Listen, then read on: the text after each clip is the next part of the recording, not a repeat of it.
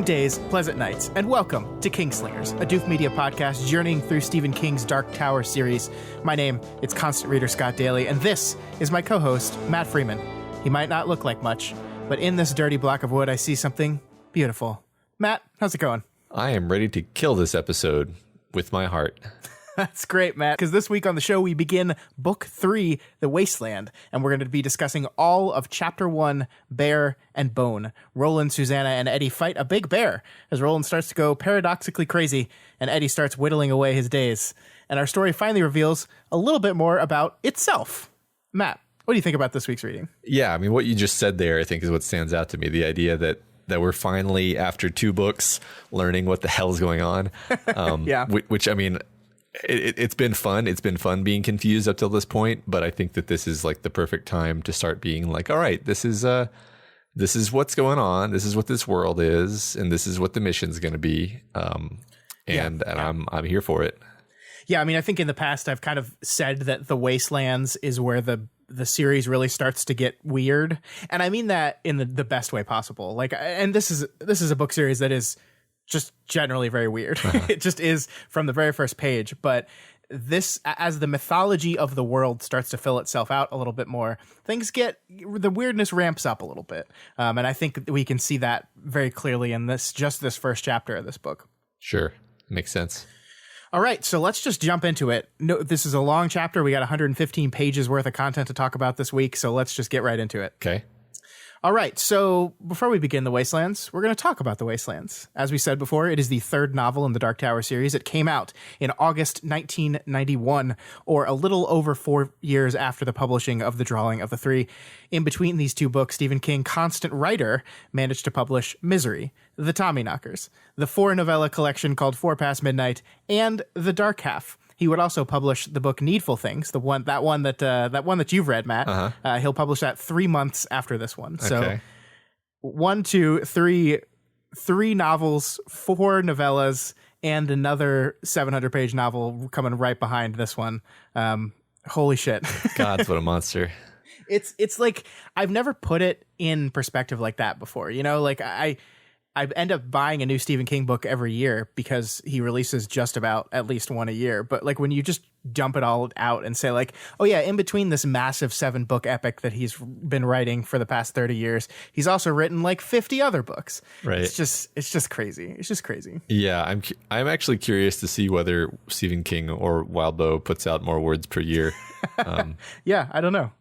We do follow 2 writers that are pretty crazy with the amount of words that they turn out in a given year. So I have no idea, but that would be a fun little experiment to do. I might look into that. But it's inspiring, right? Like whenever I see something like this, I'm just like, well, that's just a whole other class of performance from this human being right here. It's like watching like a top athlete or something.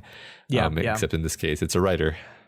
Yeah, and he's one of those that is just married to his schedule. He writes every day, rain or shine. That expression doesn't really mean anything when it comes to writing, but you get what I mean. Yeah. The point is he writes every day, no matter what.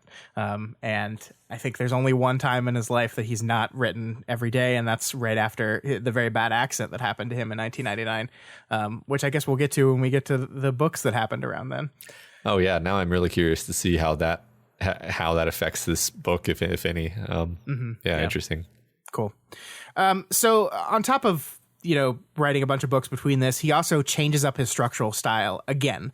He changed his style between The Gunslinger and The Drawing of the Three, and he changes his style up a little bit here between book 2 and book 3. Book 2 was a book that was divided into 3 parts, each with their own set of chapters. And it had a prologue, and it had these shuffles, which were basically like interludes. This book, no prologue, no epilogue, no interludes. It's 6 chapters, and we're going to be covering each one of those chapters as its own episode, with the exception of chapter 5, because it's really long. We had to divide that one half. But very, very different. I think his writing style changes much less between book 2 and book 3 versus book 1 and the rest of the series. But he does like to change up how his books are structured. Like the Stephen King book structure is not one thing. and I think we can see that in this series. Yeah, and I think that's something that's interesting to pay attention to. I mean, it's fun to pay attention to everything from the level of word choice to how the whole story is structured, and there's always reasons why the writer decides to do things a certain way, right? I think obviously the structure of the previous book made a ton of sense because it was divided between these three characters who Roland was going to have to investigate. And we have these shuffles. This whole discussion of the interludes and the shuffles reminds me of the cards metaphor that was persistent throughout the drawing of the three, and maybe even back into the gunslinger. And I'm just wondering, now that we're done with that, I wonder if we're done with the cards metaphor, because I don't remember any discussion of any real discussion of that, or any use of card metaphors or drawing metaphors in this chapter that we're going to talk about today. But it'll be interesting to see if there's like some other interesting thing that takes its place. Yeah, there might be. And I honestly, this is not me like hiding anything or lying or anything. I honestly don't remember. To me, it felt like Eddie's speech at the end of the drawing of the three kind of wrapped up that idea of the cards. But I mean, we have the drawers coming back in these chapters, which is not the same, but still playing off that idea of drawing. And I think we'll see that idea come around, but specific to the card metaphor, perhaps not. Yeah. Okay, cool. All right, so let's get into it. Let's talk about chapter 1, titled Bear and Bone, which is remarkably accurate. Those are definitely two things that happen in this chapter. We begin the chapter and the book 2 months after the events of the drawing of the three. Eddie, Roland, and Susannah are still camped out in the same part of the forest we left them in, and Roland is continuing to physically recuperate. So they haven't moved. They've just been hanging out there. Cool. Yeah. It's interesting. It's been 2 months, but it doesn't really feel like we've missed much. Like, these people have gotten to know each other a little better. They made some progress that it probably would have been boring to read about. And now that the adventure is starting back up, that's when we rejoin them. And that makes sense to me. Yeah. Yeah. And one of the things I want to pay attention to, I think the biggest subtextual thing going on in this chapter is the relationship between Roland and the two members of his Ka-tet, which is a word I can say now, Matt. Hooray. Yeah. I could use that word. It was really hard to not use that word in the past, but I'm allowed to now because the book used it. It's just convenient to have a word for this, yes. It is, instead of saying Roland's group, which is what I was saying. Fellowship. Yeah, it was a real pain. I hated it, especially since I knew what the word was and couldn't say it. But so I think there is some stuff going on with Roland's relationship with each of these two characters, and I think the book doesn't draw it right in front of you. I think it is kind of subtextual stuff. The way these characters act around each other is very interesting, and I think King does a thing in this chapter to kind of draw your attention to the differences in Susannah's relationship with Roland and Eddie's relationship with Roland. And I want to make sure we pay attention to that as we go through it. But we have seen their relationship change a bit since we left off of the last book, but not hugely, right? Yeah, I mean, it seems obvious that everyone is just getting along really well. It's one of the main things I notice about this book is, I mean, there's some sort of brotherly, if you will, friction between Eddie and Roland. But other than that, it seems like everybody is just getting along super well. To a degree that I actually found it stood out. Normally in books, you have conflict. You create, you even go out of your way to create conflict, right? Like if you had three characters, you'd find some reason why there would be some problem between them. That there's sort of a mild form of that, but really these three people are on the same side, and I think that the reason for that might be that they're going to have to face so many challenges ahead that having them be at odds at this point would be counter to the purpose of the book. Yeah, I mean, I do think Eddie is kind of chippy with Roland in some places, and there is secrets being kept from each other. That's true, throughout this group. But I think you're right that the conflict of this chapter is not Roland and Eddie are fighting, right, or Roland and Susannah are fighting, or Susannah and Eddie are fighting. That is not. There's none of that here. Yeah. So it is not the focus of the chapter. Right. That's more what I meant. Yeah. Mm-hmm. Yeah, I gotcha for sure. So your prediction, Matt, it was right here. Last week you predicted that what we were going to see in this book was more training by Roland to make Susannah and Eddie into gunslingers, and that's what we open up with. These past 2 months, it seems, that's as Roland has been getting well, that's primarily what they've been doing. And I really love this great quote here where it says, "The gunslinger's body healed itself while Eddie and Susannah learned the things the gunslinger had to teach them: how to shoot, to hunt, to gut and clean what they had killed, how to first stretch, then tan and cure the hides of those kills, how to use as much as it was possible to use so that no part of the animal was wasted, how to find north by Old Star or south by Old Mother, how to listen to the forest in which they now found themselves, 60 miles or more northeast of the Western Sea. But what had always been the most important lesson was still most important: how to shoot and how to hit what you shot at every time, how to kill." So that is like, I mean, I love this because like, it's basically, he's teaching them survival skills, but then the paragraph is capped off by this one sort of ominous message, is like he's teaching them how to be killers, how to be like him, how to be cold and calculated and murderous. Right. And they both have different kind of reactions to this. And I think it'd be best if we waited to talk about those specific instances until we actually get to those moments. But for sure, that's one of the more interesting things that's going on between the characters in this chapter. Yeah, yeah. And the book itself opens up with Susannah's gun training session. So Roland has taken Susannah away, like a mile away from their camp. Just the two of them. Eddie's hanging out back at the camp. And this is the third one with lime ammunition and the first time to draw from the custom holster that she's been made. Yeah. I mean, so that's really interesting, right? They've been traveling for a couple months and they've only had 2 live fire sessions prior to this, and that's really fascinating, and it prompts your brain to imagine like what this gunslinger training must be like. Like you'd think you would expect more shooting if that's like the main skill. I mean, I don't know if you've ever fired a handgun, Scott, but it's really hard to fire a handgun accurately. Like it's really hard. It's one of those skills that takes a lot of effort and a lot of practice to even be mediocre at. So like setting up our expectations wise, like knowing that Susannah's only really ever fired this gun a couple times before, our expectations for what should be able to accomplish are pretty low, or at least mine were. Sure. And so that's setting us up to be surprised, I guess. Yeah. Yeah, I agree with that. I mean, I don't know a lot about I have shot a gun before. I think I was with you actually, but not very often. It's not really my thing, so I don't know a lot about it.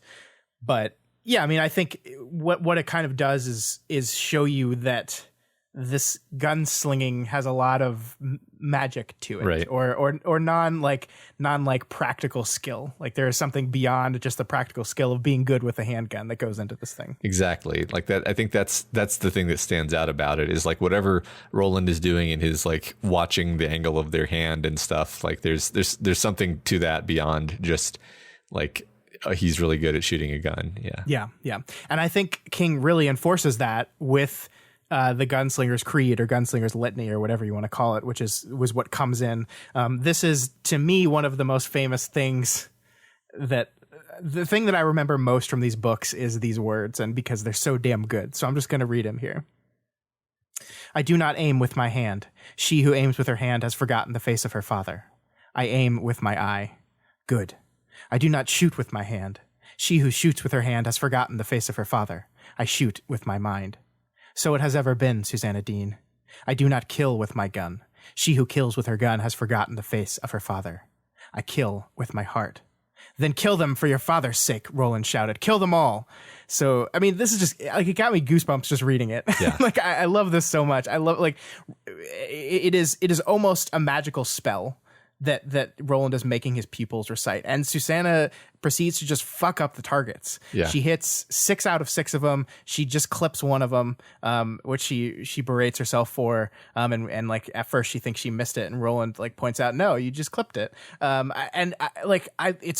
we see the power of it. And I think it's one of those things where the book tells you it's powerful by showing what she accomplishes after it, but just the writing also transmits that to you. I think it just has, these words have power behind them just reading them.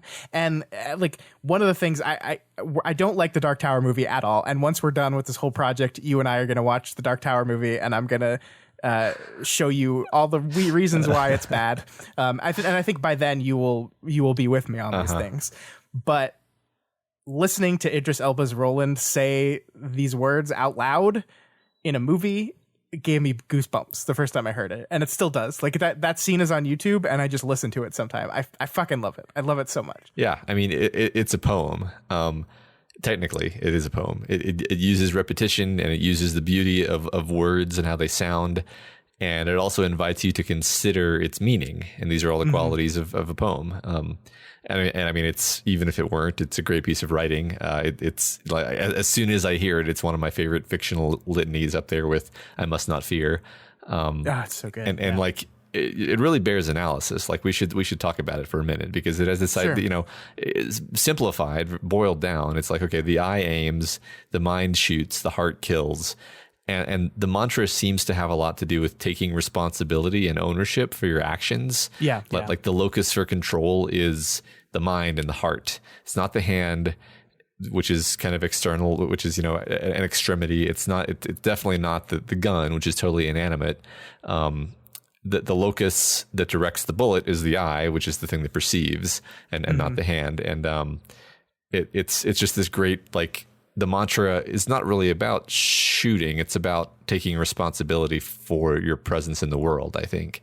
Yeah. And like I was saying a minute ago, and like we were talking about a minute ago, she's supernaturally good. Yeah. Like, nobody can hit 6 consecutive bullseyes with 6 bullets after 2 lessons. And I mean, like we said, Roland is supernaturally good at teaching, and sort of like magical, you know, mantras like this might be part of it. Who knows? But yeah, it's a fantastic moment. It's so fun. And it is the first of like 3 moments that we're going to have in this chapter where this litany is summoned to help our characters out. And each one of them is increasingly powerful. And I think it's really great that King, in this completely safe, like, practice moment, defines this thing so he can employ it later in really fantastic ways. I do wonder if we're going to have a situation later where Susannah has 6 opponents and has to basically pull off this same thing, and whether we're going to have some kind of foreshadowing thing where she kills 5 of them but only clips the 6th. That would be interesting, right? I mean, well, technically, Eddie misses one of his, like there are a lot of echoes between Susannah's practice here and Eddie's practice, live fire practice later in the chapter. It's true. Yeah. I mean, that echoes, but not in the way I was thinking. But yeah, it absolutely does. Yeah. So the one thing that this scene does undoubtedly do, and I think the reason why King has chosen to start the book focusing on Susannah Dean, is because we need to know who she is. That's one thing we're not quite sure of. And that's one thing you said leaving the last book, is who is this person?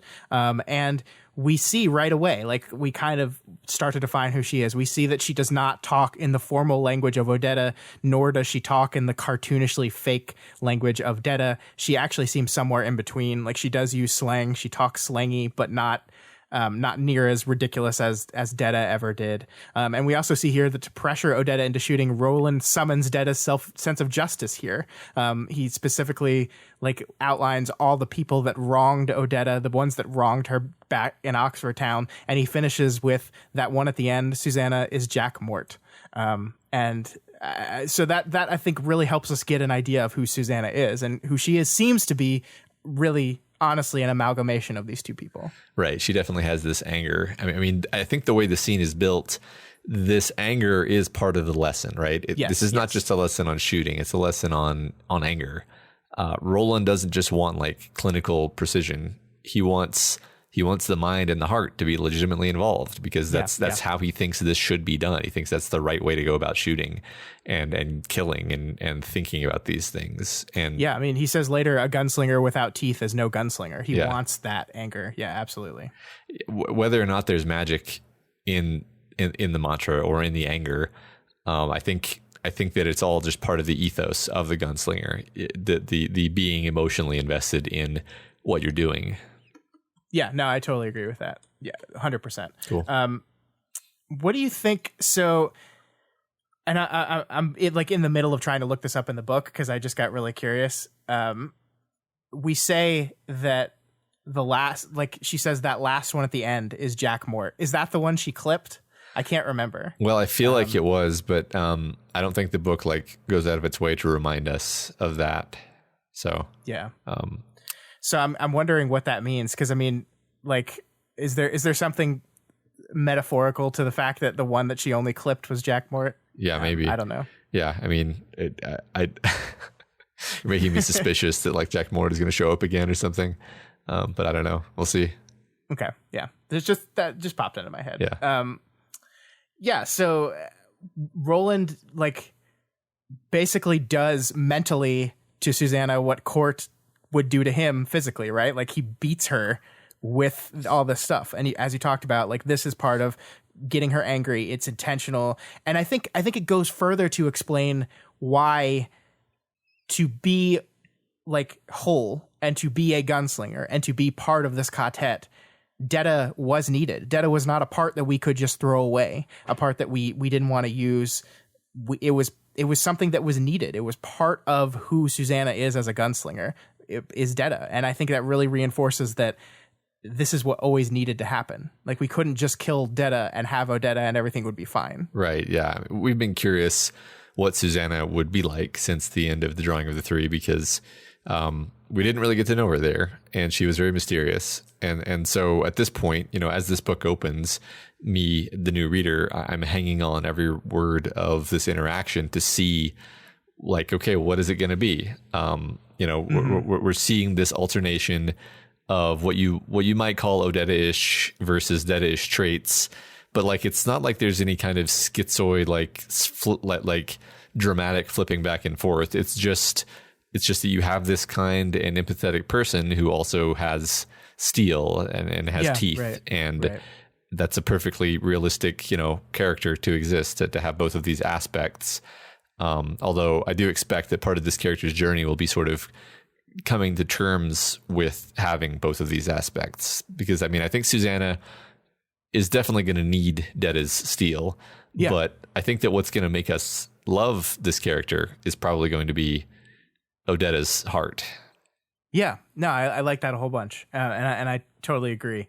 And it's just like I agree that she's not like shifting back and forth. But one of the things I find really fascinating here is, and again, we'll compare this to Eddie when we get to his training, but her reaction to this is anger at Roland, but it's mostly like hurt, right? Like it's like, you hurt me. Like what you said to me hurt me. Like what you did there, you said you weren't going to whip me. You said you weren't going to lash me, but you did. You did it with your words. And that's when she talks about sticks and stones and all that stuff. And she's like, this hurt me. And Eddie has a very different reaction to it, where he gets angry, but his anger is externally focused. Like he points the empty gun at Roland and says, if the only thing stopping me from killing you right now is that this gun is empty. That's it. Right. And so it is very interesting to see the ways they react to this efforts of Roland to draw out their teeth. Yeah, right. I thought this was maybe the most important moment of this interaction is where she sort of takes him to task for that maybe, and then his response is like, yeah, I did that on purpose. I don't care about your feelings. Yeah, this is what we're trying to do here. If I couldn't get you angry, then there wouldn't be any point to this at all. Right. And it really, you know, this is the first kind of data point of establishing this through line, which is going to be what Roland's mentorship and teaching style is. Yeah. I mean, it's hard to feel like sorry for hurting someone when that's what you were trying to do. That's just me. Okay, good. I was successful. Thanks. Right. Thanks for letting me know that it worked. Yeah, I think for me the most kind of fun thing is both after Susannah's reaction here and after Eddie's much more hostile reaction later, Roland is just completely like unperturbed in both cases. Yeah. He's just like, yeah. That's about right. If anything, he's like, yep, this is exactly the reaction I intended to get. So yeah, it's great. It's really great. And we'll compare these interactions a lot more when we get to Eddie's part of it specifically. Sounds good. But here at the end of this part of the chapter, we get this little hint that something is wrong with Roland, and we see that it's something both Susannah and Eddie have noticed in him in the last couple months. But before she can really confront him about it, a massive tree falls down in the forest, and the two realize that something is coming for Eddie. And that something is fucking giant-ass bear. It is Shardik, guardian of the beam, a giant bear 70 feet tall, infested with parasites, with an old rusted metal radar dish on his head. The parasites have driven Shardik mad, and he now thinks that Roland and his friend are enemies and invading his forest and is running out there to kill them. We'll talk more about Shardik and the Guardians and beams and all that stuff a bit more later, but here, I just want to get your general reaction to a big giant fucking bear barreling its way into our story. I mean, it's just awesome. It's so metal. I can almost imagine King being like, all right, we've set up the characters. We've had this sort of tranquil, dramatic character scene. It's gone on long enough. All right, giant undead cyborg bear incoming. I mean, it's really insane, right? Like, it's 70-foot tall cyborg bear is just legitimately not on the list of things I was expecting to see. I remember your reaction to the chapter title Bear and Bone last week, and you were like a bear? Yeah. And I was like, oh, you have no idea. It's going to be a bear. I mean, I was expecting that they were going to have to fight a bear, but just like a bear, like maybe a Kodiak bear, not like Bearzilla, or maybe like we know that animals on this world are bigger, so maybe like a pretty big bear, like a muty bear, or something. Not a 70-foot tall cyborg bear, 70 feet tall. It's so great. Yeah.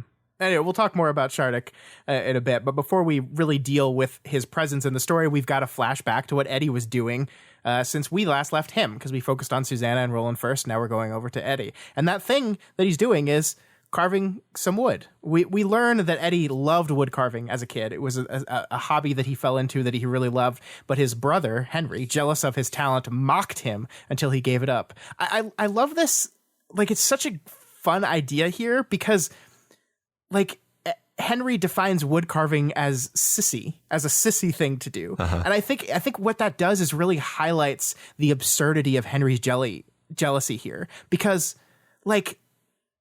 wood carving, first of all, let's not get into gender normative stuff. It's absurd generally, but also wood carving is considered a manly thing, right? You're working with wood. Yeah, your old grandpa carving wood on the porch. Yeah, and I think the way that King drops that in front of us, and it just highlights the absurdity of Henry here. Absolutely, yeah. King continues to pull us back and forth on the is Henry completely awful, or can we sympathize with him seesaw? And right now he's more on the end of fuck this guy. Yeah. Yeah. And here we learn a little bit more about Eddie's older sister, who was very briefly mentioned back in the drawing of the three. I think just mentioned that he had a sister that died when he was very young. I think they mentioned that she died from a drunk driver. And we learn her name here. We learn her name is Gloria. And we learn that because of her death, Henry's focus on his job being to watch out for Eddie became this thing with their mother. She lost her daughter, and therefore it was Henry's responsibility to watch after Eddie, and that this created a problem because Henry was resentful of Eddie for having to do this job, especially as Eddie just became better at things. Right. Yeah. There's a bunch in here, right? So sure. So first of all, I definitely am a bit hung up on this idea that Eddie and Susannah both had these horribly traumatic things inflicted on them when they were kids. In this case, it was inflicted on his sister, but the net result was to mess up Eddie's family life. And I can't help but wonder, it turned out that the horribly traumatic things that were inflicted on Odetta Holmes were indeed originating from the same person. So I just have to wonder, I was going to say, did Jack Mort run over Eddie's sister? I mean, it's not impossible. I don't know what the point of it would be, because I feel like we've gotten rid of Jack Mort. I feel like my intuition says we're done with Jack Mort. Who knows though? But I do wonder if somebody important didn't kill his sister and do it on purpose. This does seem like one of those, maybe somebody was trying to kill Eddie, but accidentally killed his sister. I don't know. I'm kind of spitballing here, but the idea that somebody killed Eddie's sister and made his life worse in a specific way, that led to him becoming this guy, that seems like the kind of thing that this book would do. Yeah, I mean, we've had a lot of moments of Ka where the book has intentionally drawn out these moments of, had this thing not happened, then this whole thing definitely would not happen. Yeah. And Eddie's sister has always just kind of been this like barely mentioned thing, and we are kind of shining the light on her a little bit more here. But it still, to me, kind of seems like we're just using her almost as a tool to really define the Henry-Eddie relationship a little further. Right. Yeah. And we get this part here where the book kind of goes into Henry's jealousy a little bit more. If Eddie was doing something that did make Henry more nervous, Eddie ought to cease doing that thing immediately. It was a way of paying Henry back for all the time Henry had spent watching out for Eddie. When you thought about it that way, you saw that doing things better than Henry could do them was very unfair. Then there was the underneath reason. The reason, the world beneath the world, one might say, was more powerful because it could never be stated. Eddie could not allow him to be better at Henry at much of anything because Henry was, for the most part, good for nothing. Except watching out for Eddie, of course. I love this, Matt. First of all, I love that watching out is capitalized, like made into proper nouns, right? It's just like, I think it lets that sink in so much further. And I love that even here we've moved beyond Henry. Henry's dead. Henry's gone. We've left the beach. We've left the door. We've left that world behind. But Henry's relationship continues to inform Eddie and his character and who he is. It's extremely clear to me that Eddie's love of whittling here was just not something King had in mind when he created the character back in the drawing of the three. Like, I just don't think this is something he had in his back pocket, and then he's like, I'm going to play it now. I think it's just something he came up with here as something to propel the story forward. But the way he slotted this into the concept of the Eddie-Henry relationship is great, and I just have no problem rolling with it at all. Yeah, right. It does seem like a bit of an unusual thing for this character to have, but you do buy it because you're like, well, I mean, Eddie's special. Like we're starting to see more and more hints that Eddie is actually special, and not just special in the sense that a magic door chose him for whatever reason. I think he was special before that. I think the magic door chose him because he's special. Yeah. I mean, he seems to have like preternatural, maybe supernatural wood carving skills. Like the way it's described is like it's more than just like, oh yeah, he really likes it. And then on top of that, he's like quick and strong and competent at everything, and like the way that's communicated is like, yeah, he's better at everything relative to Henry. But like part of that to me is like, well, he's just a really like physically competent human being. And I find like, I think everyone's probably known a person kind of like this in their lives, right? That just are really good at stuff. And like, you can introduce something to a person that you have experience in and they don't, and they will quickly catch up to you and pass you by. And it's not just a one thing. It's like a bunch of different things that this person is just like very, very good. And it is totally relatable to understand how a jealousy would form out of that. But like, Henry's the fucking worst. Like I am sympathetic to him and his life, like being told by your mother, you are in charge of your brother and you must devote your entire life to watching out for him because it is your fault that your little sister died. That's fucked up and terrible, but Henry is the worst. Right. I mean, Henry seems to have made it into a worse thing than it had to be. Let's put it that way. Yeah. I mean, and sure, definitely that's one of the things that occurred to me in here is this idea that like it's implicit, at least, that it's because Henry wasn't there to watch out for her that she died. So he is being blamed, at least implicitly, for that. And that's got to mess a guy up. Oh yeah. It's hard. Like, sometimes it's hard to hate Henry. Sometimes it's easy to hate Henry. And this is one of those chapters where I felt both in rapid succession. Yeah. Right. Yeah. We see that Eddie here is going to carve a slingshot out of this piece of wood he saw. And that makes sense because we have 3 gunslingers and we only have 2 guns right now. So we need another weapon. And I love, like, I love the way in which King describes the sculpting of the wood here. Like, Eddie doesn't just like carve something. He looks at a piece of wood and he sees the thing that's underneath it. And his goal here is just to try to bring it out. And it even says he's not always successful bringing it out. He usually only gets like 90% of the way, 80% of the way sometimes. But it's just like it's something he's drawn to. It's not just.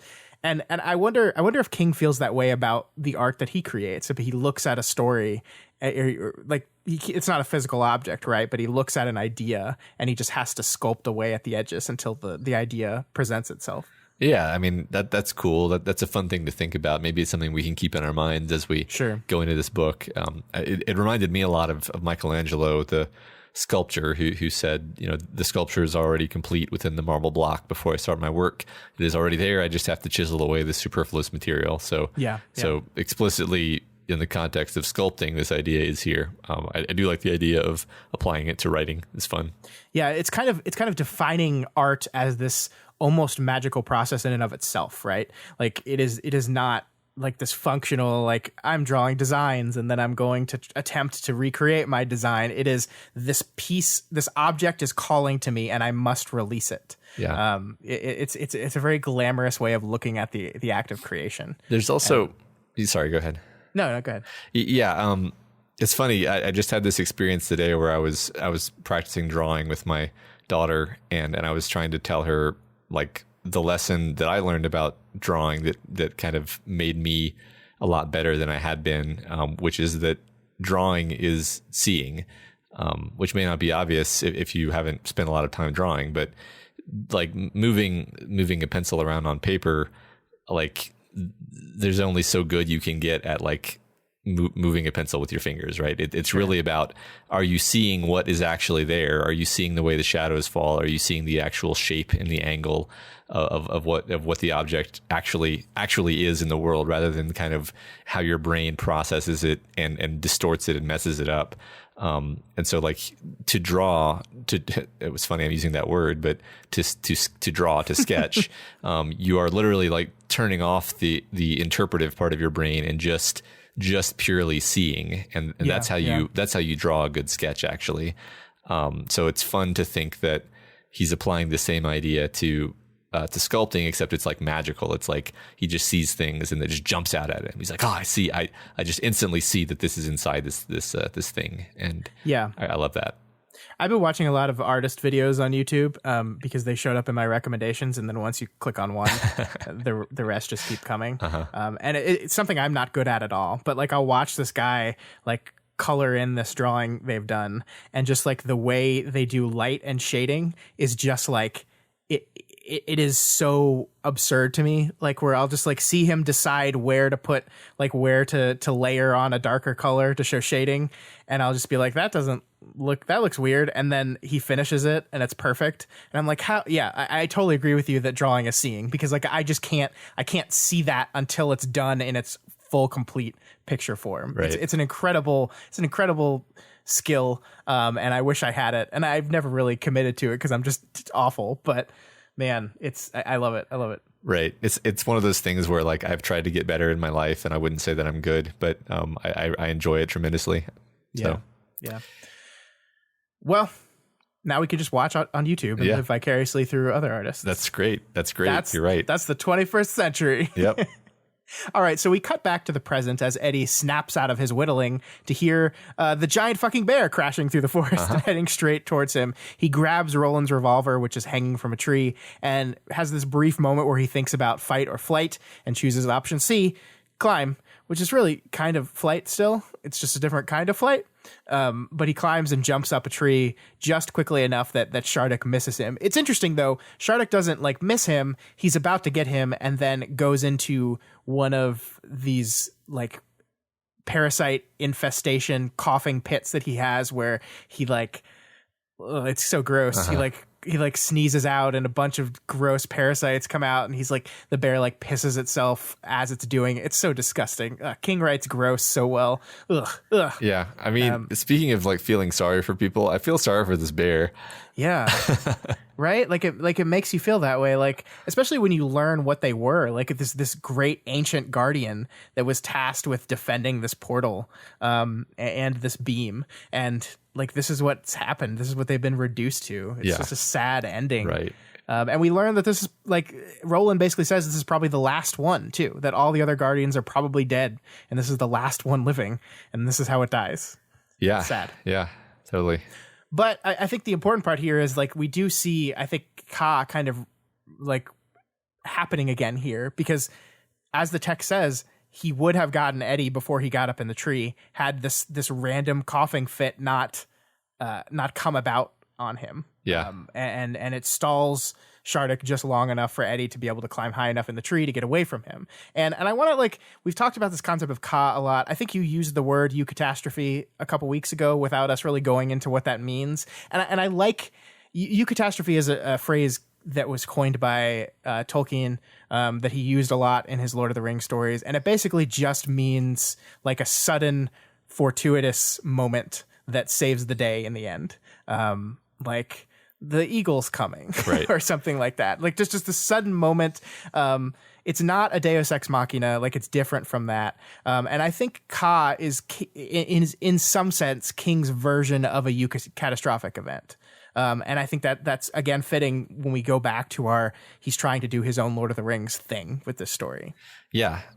Because I think it can get a bit exhausting when a storyteller repeatedly goes to the tool of and then a bad thing happens suddenly.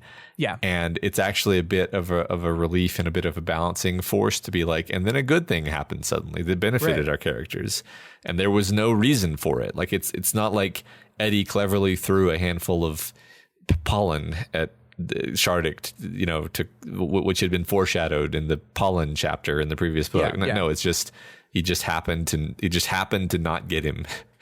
Yeah. and that's fine. Like, there's no, people, I think it's easy to sort of jump on things like this and be like, Deus Ex Machina, lazy storytelling. And it's like, well, no, the Deus Ex Machina is a trope which is considered lazy when a story like resolves because of something that wasn't set up and feels dissatisfying. Sure.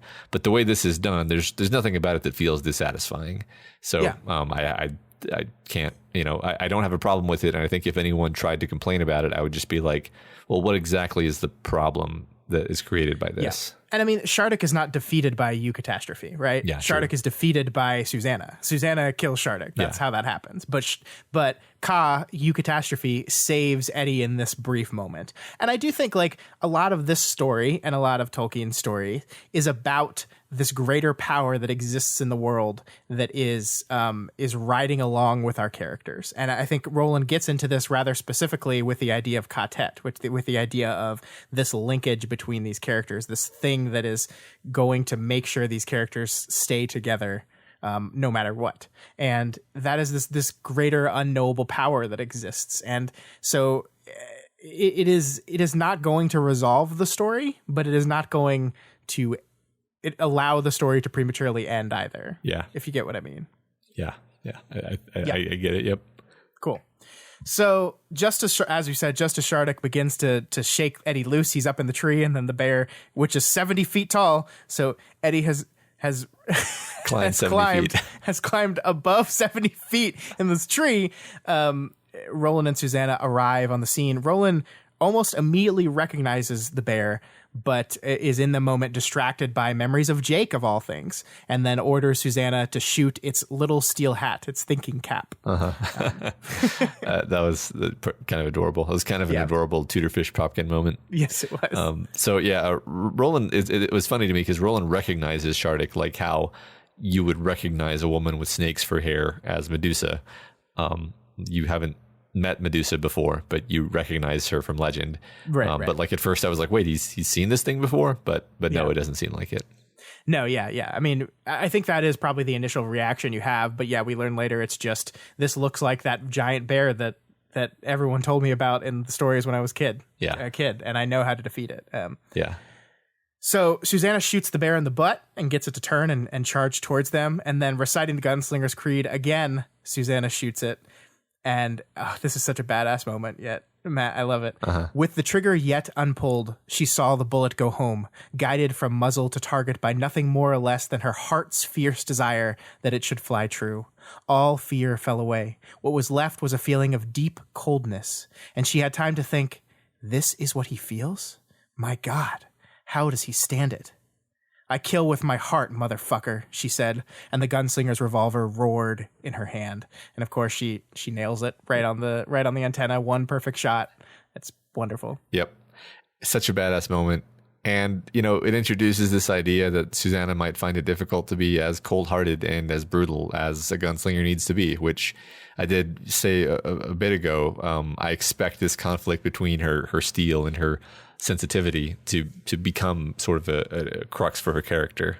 Yeah, because you're absolutely right, because Odetta is a character that is by her nature passive. We see her as the passive resistant one back in the drawing of the three. She is not a person of action. And that is going, yeah, I think you're absolutely right that there's going to be conflict there. Those two sides. I like that Susannah has formed, right? She is these two people combined, but that doesn't mean that the two sides are done influencing her. And the potential conflict that exists between the two of them can't come to a head again. Sure. I mean, even a person who hasn't been traumatically, cleaved in half at the personality can have inner conflict between different facets of themselves. Absolutely. So, I like that.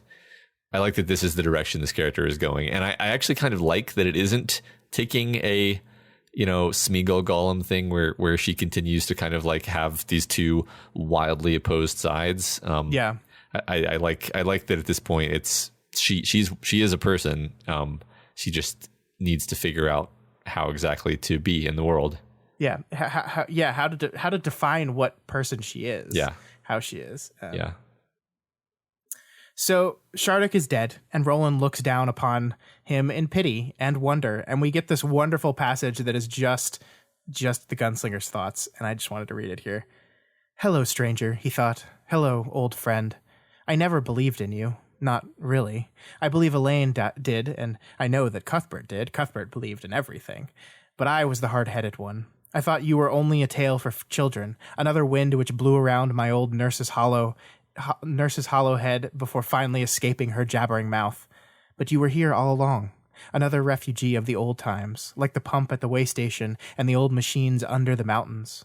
Are the slow mutants who worshipped those broken remnants the final descendants of the people who once lived in this forest and finally fled your wrath? I don't know. We'll never know, but it feels right. Yes.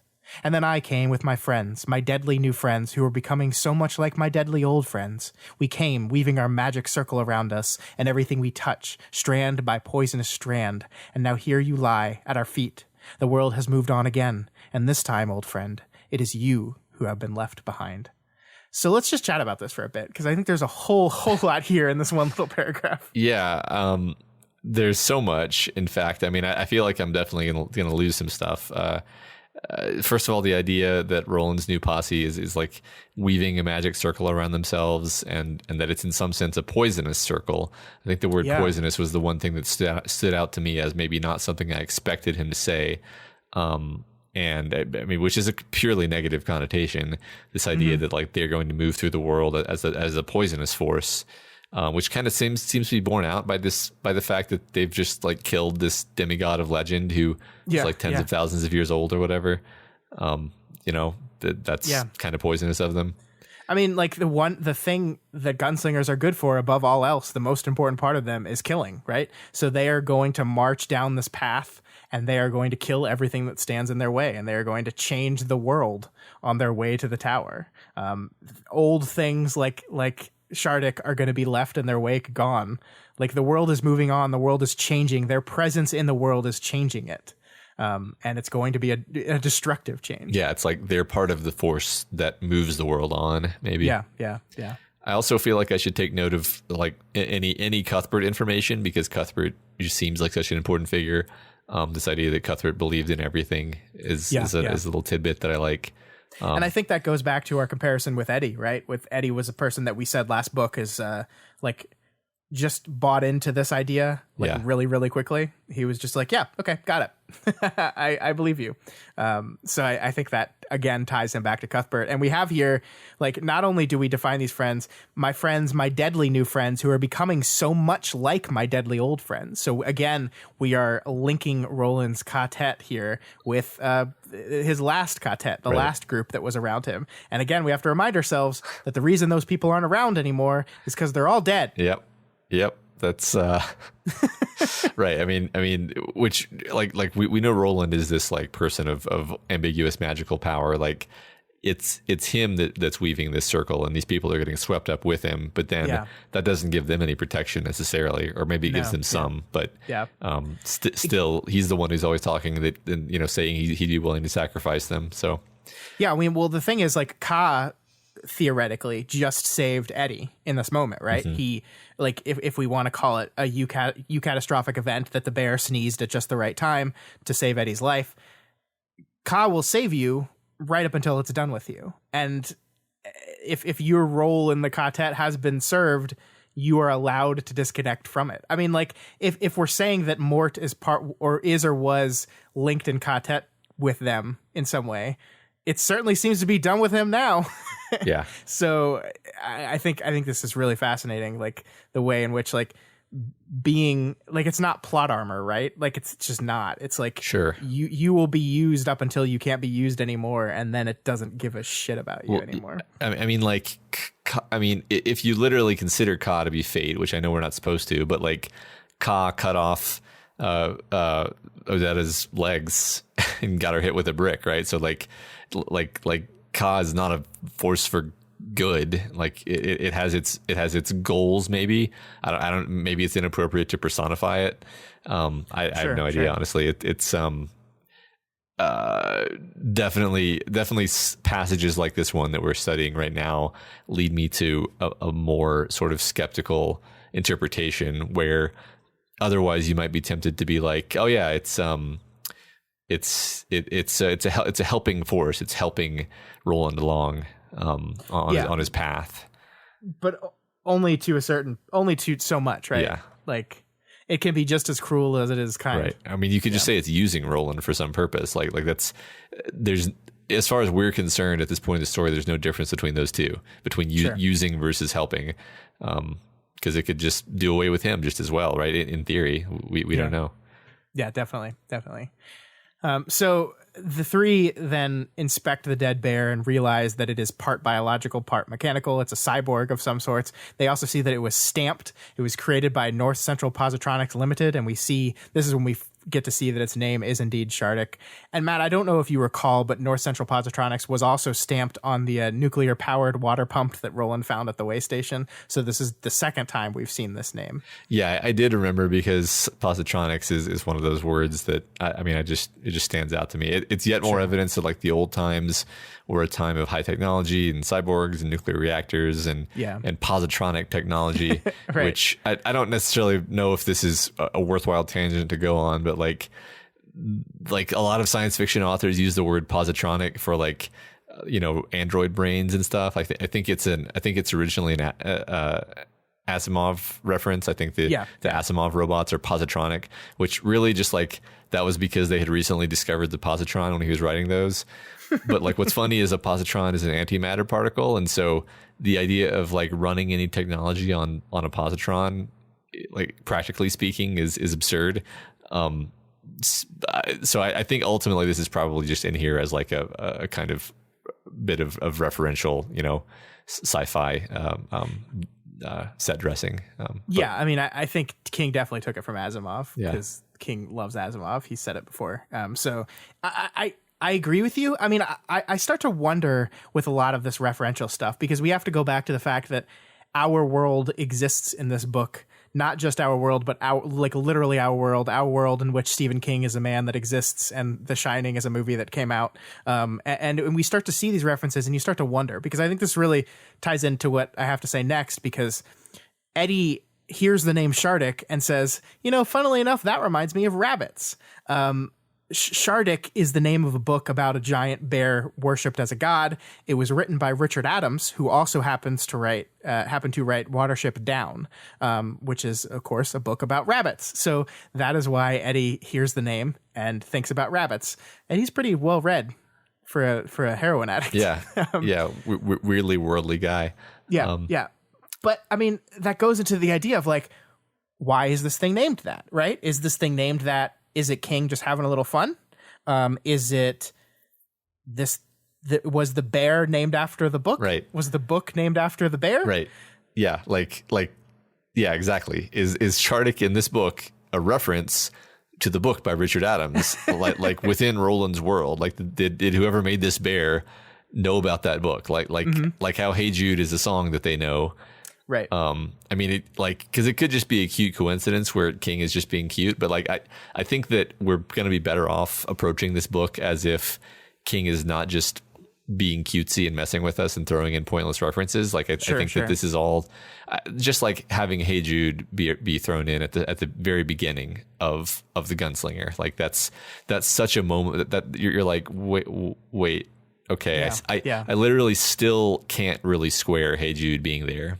You know, the only explanation that I have, which is the thing I keep saying, is that this is just the distant future. And because otherwise I'm like, okay, well, I guess I can think of some other ways that a song could like make it between worlds, but it just seems simpler to me. Anyway, I don't know. I love this stuff. I find it so fun to think about. And I look forward to see where this is going. Yeah, and it's like King doesn't even really want to offer you a clear answer here because he doesn't say, oh, that made Eddie think of Watership Down, which was written by Richard Adams, who also wrote a book. Like, it's just kind of, it's not really an Easter egg, but it kind of is.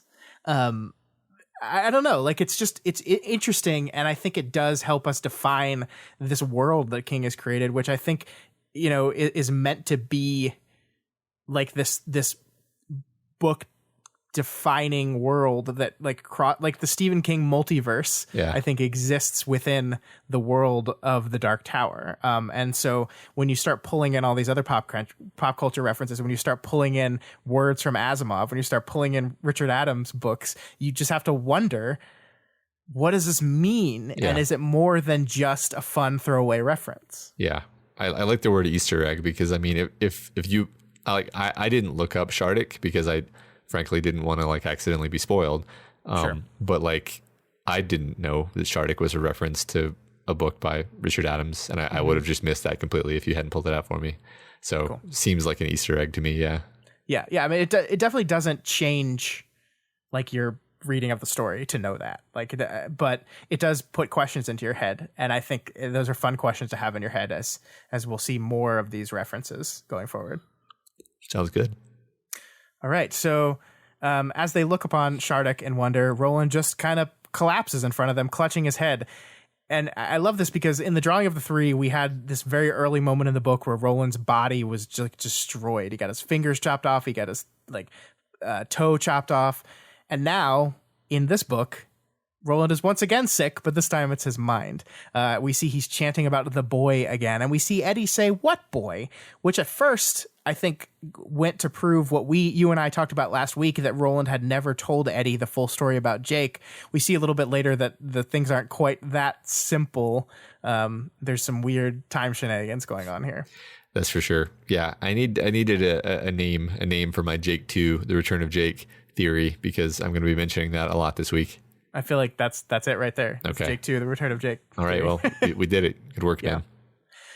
So then we move.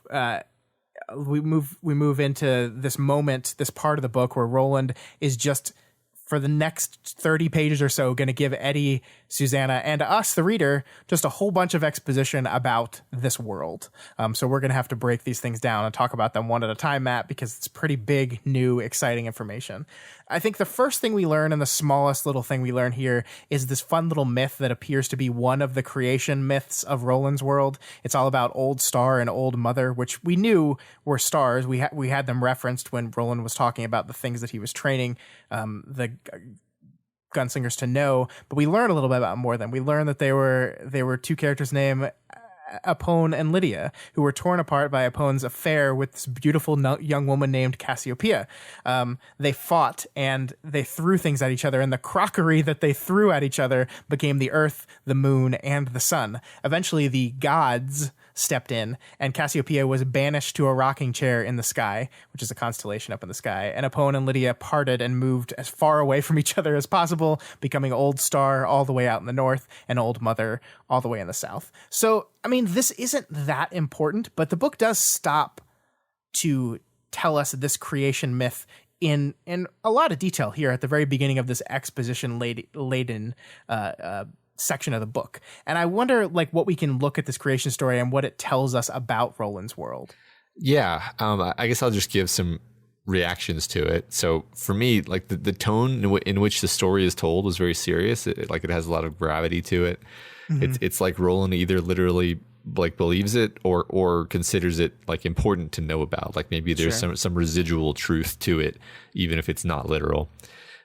Also, another thing about it that stands out is like it just kind of comes off as like a really ancient myth. Like it reminds me more of like a Sumerian myth than like I don't know, like Greek or Norse or whatever. I'm not. It's hard for me to even substantiate why I say that precisely, but like this idea of like forces of nature being connected to human passions and household dramas seems like very, very ancient.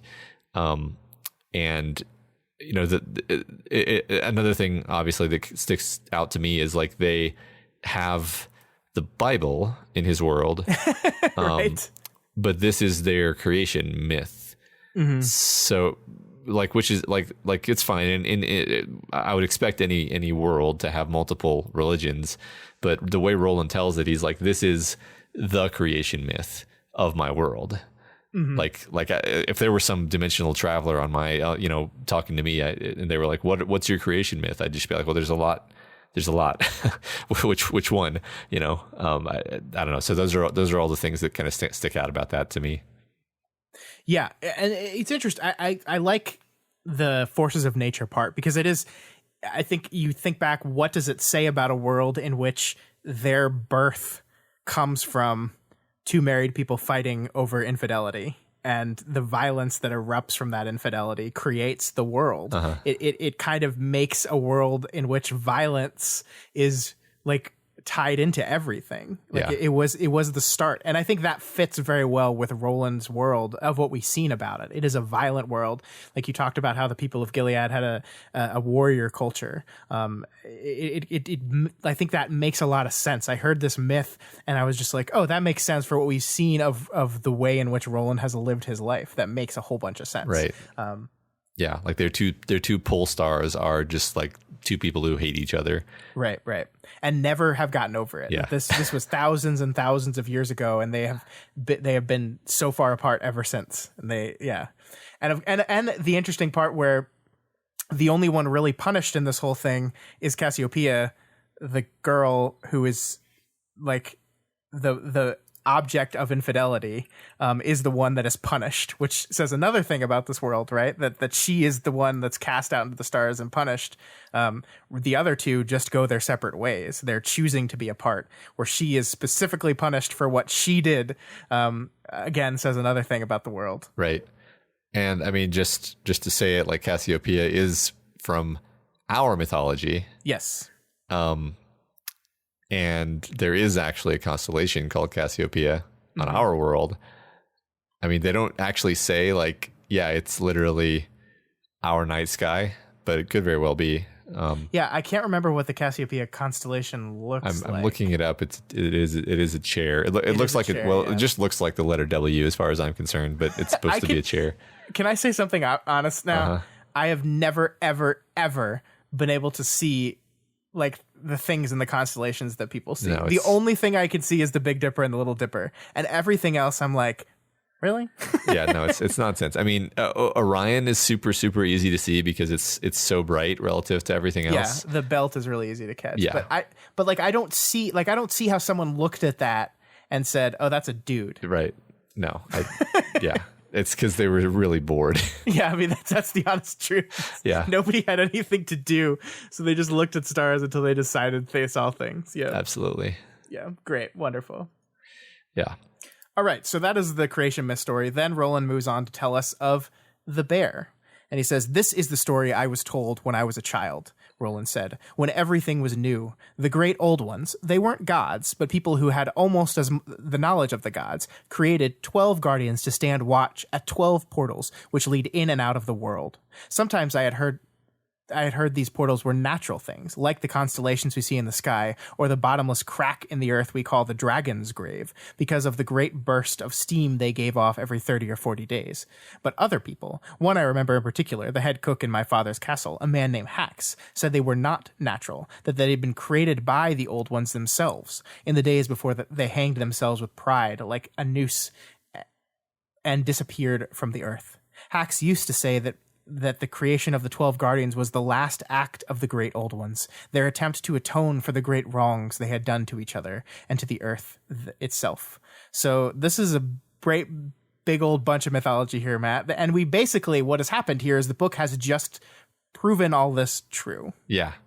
I love that it's Hax being brought in here, because Roland could have just been like, here's another legend that I know. Yeah. I'm just telling you this legend, but he mentions Hax several times, and Hax is clearly this important figure in his past, where it was the first person whose death he was responsible for, and he feels all this complicated. I think he feels guilt about it. I'm not entirely sure, actually. Maybe I'm wrong, but it definitely seems to be this important figure. I wonder if it's not being brought up again because Hax, is going to be relevant in some way going forward. Yeah. I love that too. That's one thing that really stood out to me too, is that like once again, Hax has been pulled back into it. And I think on the one hand, it's just an easy reference that King can throw that we immediately know who that person is. But yeah, I mean, I think it continues to be true that we see how much this person that Roland has condemned to death informs his life. So much of we saw very little of Stephen, Roland's father. And we've had Hax mentioned more often than him. It seems like Hax was a more important figure in defining what early childhood Roland was and the things he learned and the things he was taught than his own father did. Right. He was this fatherly figure, and then Roland was responsible for killing him. And then when the way Hax died, Roland viewed it as Hax went out with more honor than any of these people who executed him. That made a huge impression on him and how he sees this whole honor thing, I believe, at least. So then of course the other thing about this story is we're talking about these great old ones, which I mean, I feel like we might meet them at some point, maybe time travel back to the past, since Roland's world is in our future. I'm pretty sure Great Old Ones is just a straight up Lovecraft reference.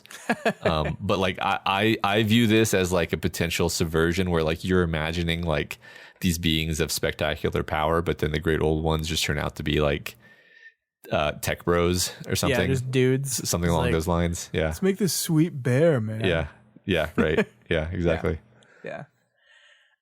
So Roland, to illustrate his point, draws a picture in the sand. It's a great circle with 12 points along the outer edge. These 12 portals are at the edges of Roland's world, and each of them intersect with each other like a clock. And when all 12 portals intersect each other, the place where all those lines meet is the Dark Tower. That's where it is. So we finally, book 3, know where the Dark Tower is, relatively. So since our heroes are clearly near one of these portals, they just found Shardik, one of the guardians, all they have to do is find it and then walk forward in a straight line until they get to the tower. Boom. Easy peasy. We did it. Yeah, we did it. Roland admits here in this moment that he's been looking for a guardian since the beginning of his quest, which I find interesting because he does say earlier that he didn't really believe they actually existed. And I think that goes to show just how much of Roland's entire life was just pushed forward based on a weird kind of faith or certainty, even though he didn't buy a lot of the stuff. Yeah, right. I was looking for the guardian, but didn't actually believe in them. Yeah. And he was doing this for 20 years. Yep. So I mean, he's committed everything to it. Yeah, totally. So here Roland remembers some of the other guardians. There was the bear, of course, and the fish and the lion, the bat, And the turtle, he was an important one. So this, Matt, is one of these moments where I'm uncertain of how direct to be here. The turtle is indeed an important one, Matt, and it's because he makes an appearance in the novel It. I don't know how spoiler I want to get here, but the turtle in that book was a force for good that helped the Losers Club against Pennywise. He was present in that book, and the end of that book is really nuts, and I love it, but the turtle is there. And in that book, he's basically a god. And that's interesting because in this story, the Guardians, as we are to understand them, are cyborgs created by the old ones who are not gods, right? They're just machines, like, created by people. Yeah. And so there's a little bit that's confusing here and uncertain because, like, Roland reads us this poem, and the poem is, "See the turtle of enormous girth, on his shell he holds the earth. His thought is slow, but always kind. He holds us all within his mind. On his back all vows are made. He sees the truth, but mayn't aid. He loves the land and loves the sea, and even loves a child like me."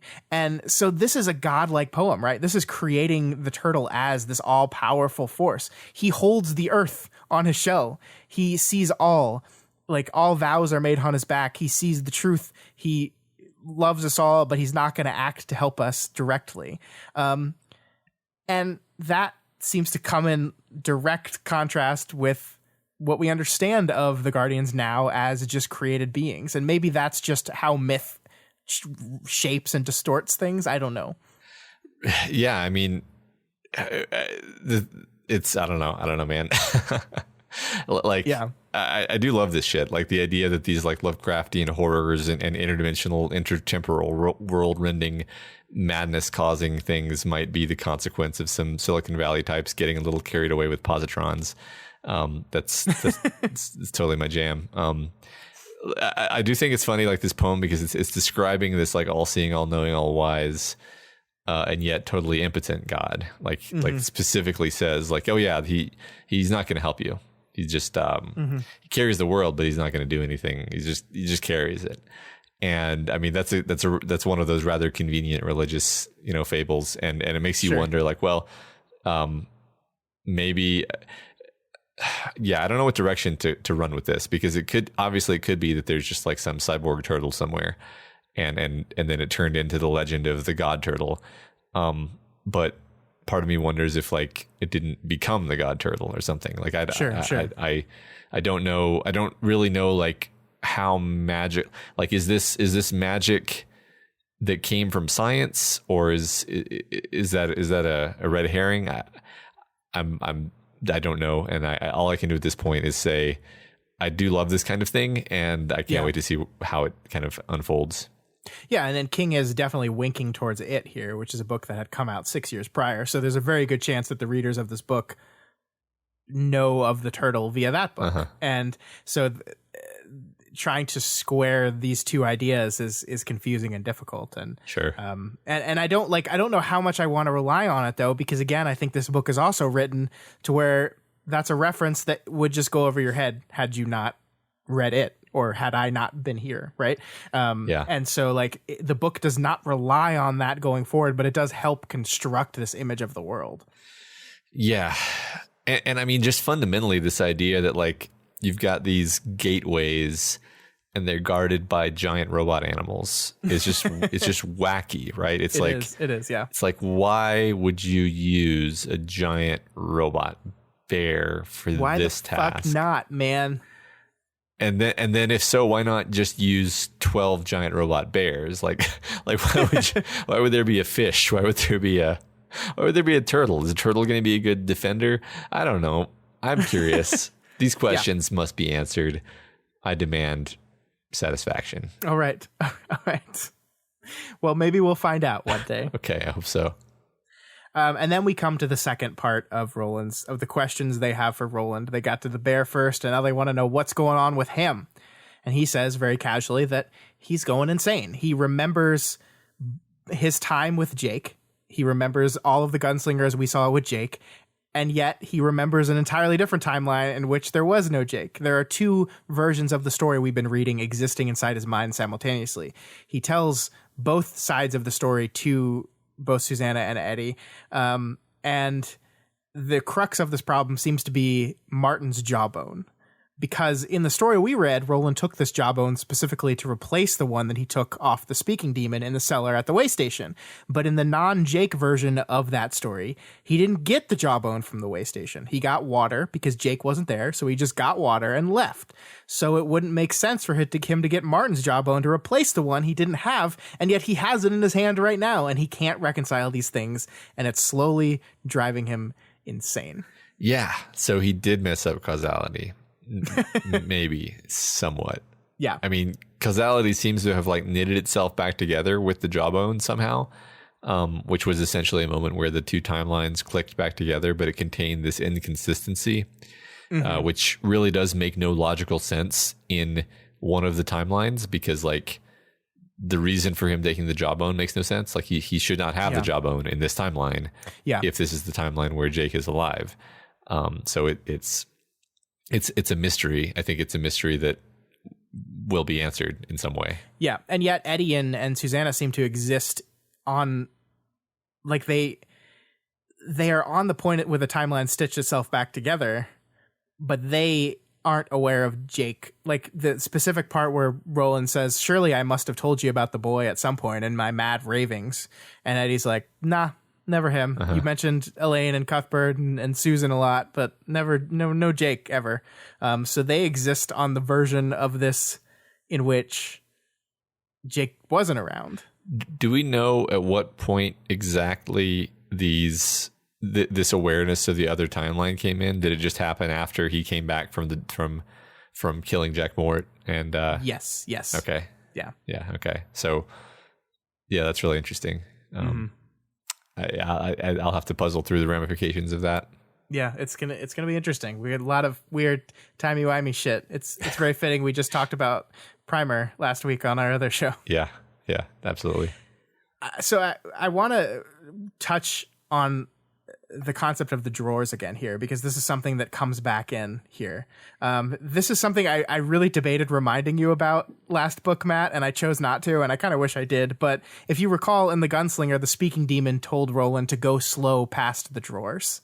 And we know that has a very specific meaning to Detta Walker, the places of rot and spoiled uselessness. Roland agrees, saying in his world they mean wastelands, which is the title of our book, so that seems important. Bad places, but powerful places. It's very, very ominous. We return to this concept of the drawers.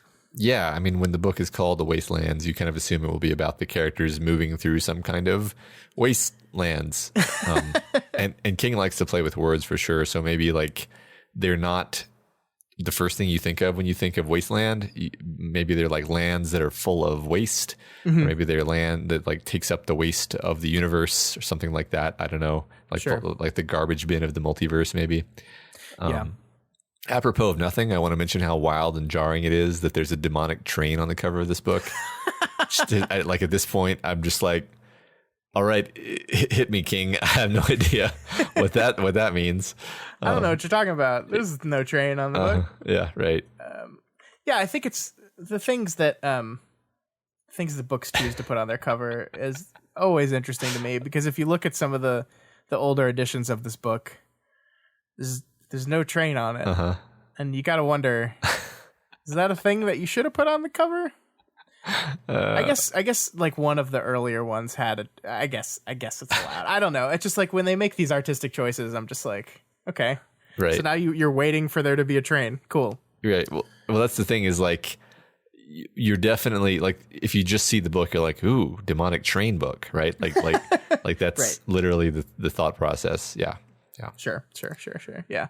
No, I think, the drawers, like we have to go look back on that. Go slow past the drawers. When you travel with the boy, you travel with the Man in Black. You travel in the Man in Black's pocket or something like that. With your heart in his pocket. Yeah. With your heart in his pocket. Yeah. So like we assumed at the time that meant right now, right with Jake, right with you right now. But now we don't know, because the drawers, the wasteland, seems to be something that we're coming to, not something that we've passed by. So again, it's kind of bringing this concept back to us, and we have to be thinking about these things. Yeah.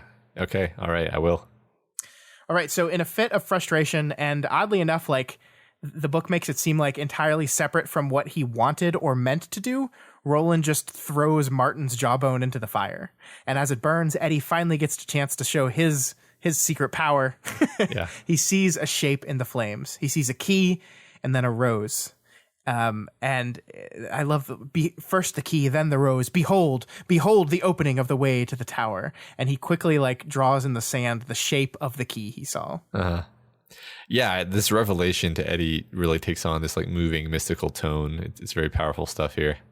Yeah, we're kind of seeing these characters that come from our world that, you know, we didn't see as magical, and we see them kind of thrust into the mythology and the magic of the world, right? This is not something Roland sees.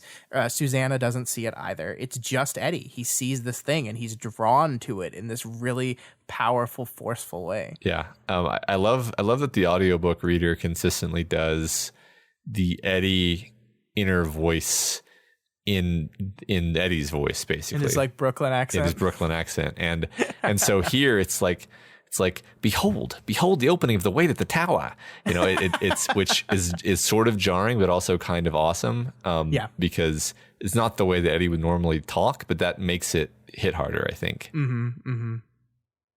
Yeah, it's really great. It's powerful. And so as predicted, as Roland predicted last book, the jawbone has spoken, but to Eddie and only Eddie, who just happened to remember that he simply loves wood carving.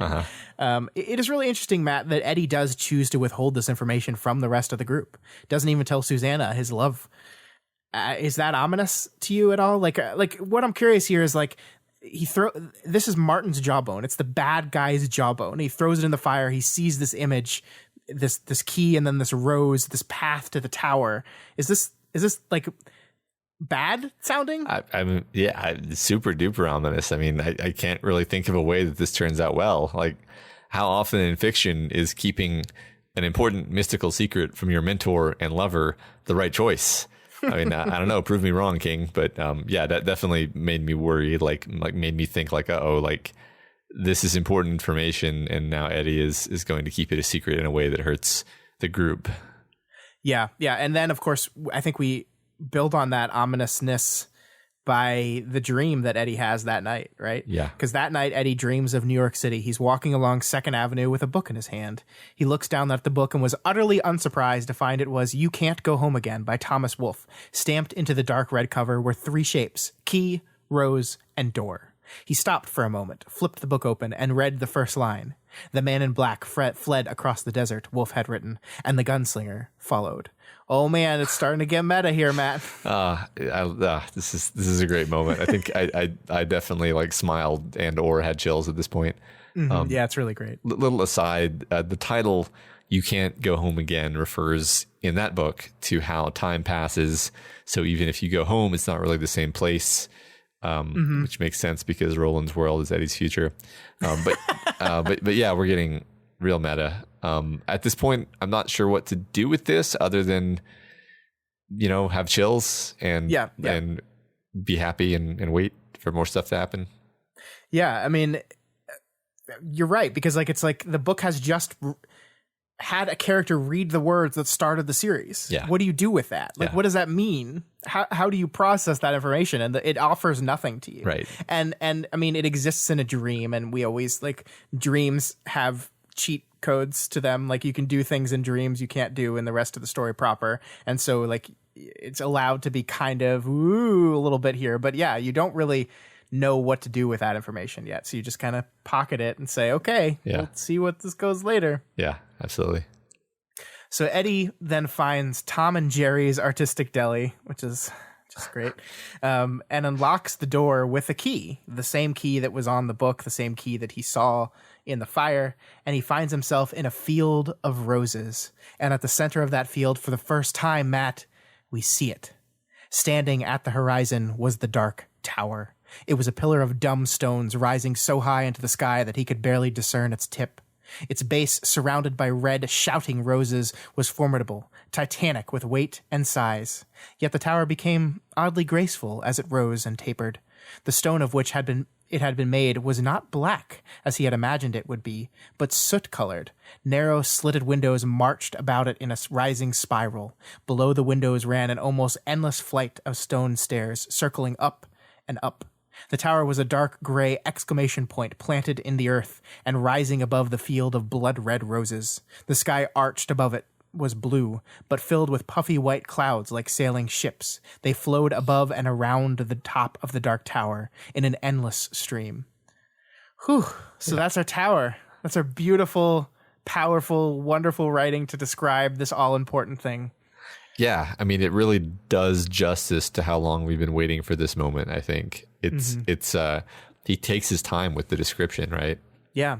And again, I think it is interesting that it's Eddie that sees it. Like, it is through Eddie's eyes that we get a glimpse of the tower for the first time. Right. Not Roland's, as you would think. Yeah. Yeah. That's really interesting. Right. I don't know what to do with that either, but yeah, it's, I guess the implication there is that Roland probably hasn't ever seen it.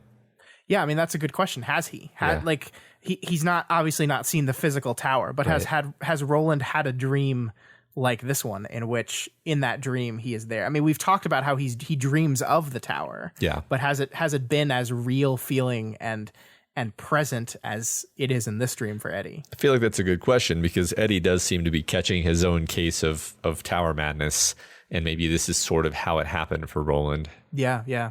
I love the detail. Like, I love that the tower is not black; it's soot colored, so it's like it's a little gray, it's a dark gray. Yeah, yeah. And the words here, like, oh, it's so good. Like, pillar of dumb stone. Like, I just like. There's so many good descriptive words here. The red shouting roses. The narrow slitted windows. It was a dark gray exclamation point planted in the earth and rising above a field of blood red roses. It's so good. Yeah. It's so good. It's such good writing. And King is just on a roll here because Eddie finds himself enraptured and immediately in love with the tower and yet terrified by it at the same time. And we see more amazing writing right here. He cried out, but his cry was lost in the golden blast of some tremendous horn. It came from the top of the tower and seemed to fill the world. As that note of warning held and drew out over the field where he stood, blackness welled from the windows which girdled the tower. It overspilled them and spread across the sky in flaggy streams, which came together and formed a growing blotch of darkness. It did not look like a cloud. It looked like a tumor hanging over the earth. The sky was blotted out. And he saw, it was not a cloud or tumor, but a shape, some tenebrous, cyclopean shape racing towards the place where he stood. It would do no good to run from that beast coalescing in the sky above the field of roses. It would catch him, clutch him, and bear him away. Into the tower it would bear him, and the world of light would see him no more. So, holy shit. Yeah. Epic. Yeah. There's tenebrous, cyclopean. I'm pretty sure those are like the words that H.P. Lovecraft overuses all the time. And so I feel like that's another kind of a reference. And I think it works really well here in terms of setting the tone of this. I also, I don't know if this is like above my pay grade at this point, but I was under the impression that King uses the name Flag for his antagonist sometimes. And the use of the word flaggy streams, I'm like, that's a weird word to use there. So I'm just that's using that word in connection to that name in context of like growing darkness coming out of the tower just seems interesting to me. Sure. I can definitely tell you that there are books in Stephen King's bibliography in which the name of the bad guy is Flag. Yes. Yeah. That is true. Yes. No comment. Yeah. That is as political as I'm going to be. Okay. All right. But yeah, like, this is foreboding. It's intriguing. It's everything it needs to be. And like, I think it's good. Like, I think this is the point that we, the reader, are ready to see the tower, because we, the reader, sort of like deserve a taste of what we're after to like whet our appetite.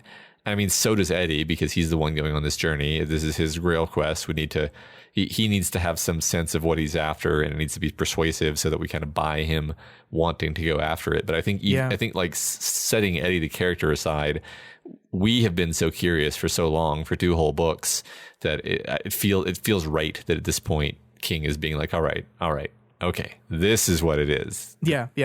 But who is sending this dream to Eddie? Like I mean, this is a terrifying image, right? Yeah. This is like, first of all, we have to remember that Roland said that one thing he wants to do is he's going to approach the tower and blow a horn and do whatever. We don't know what. So we hear a horn in this moment, and what comes out of the tower is not triumphant and beautiful, but horrible. A horrible gray shadow and blackness which envelops the world, blots out the sky, a tumor, a monster that like spills out of the tower and chases after Eddie and will catch him and clutch him and bear him away, and the world of light would see him no more. It will take, like, light and goodness will never see Eddie. He will be taken. So, like, is this a warning? Is this don't go there? Like, there's nothing, like, you're right, Grail Quest, but there's no accomplishment here. There's no success. There's no triumph. It is darkness. It is monstrous. It is bad.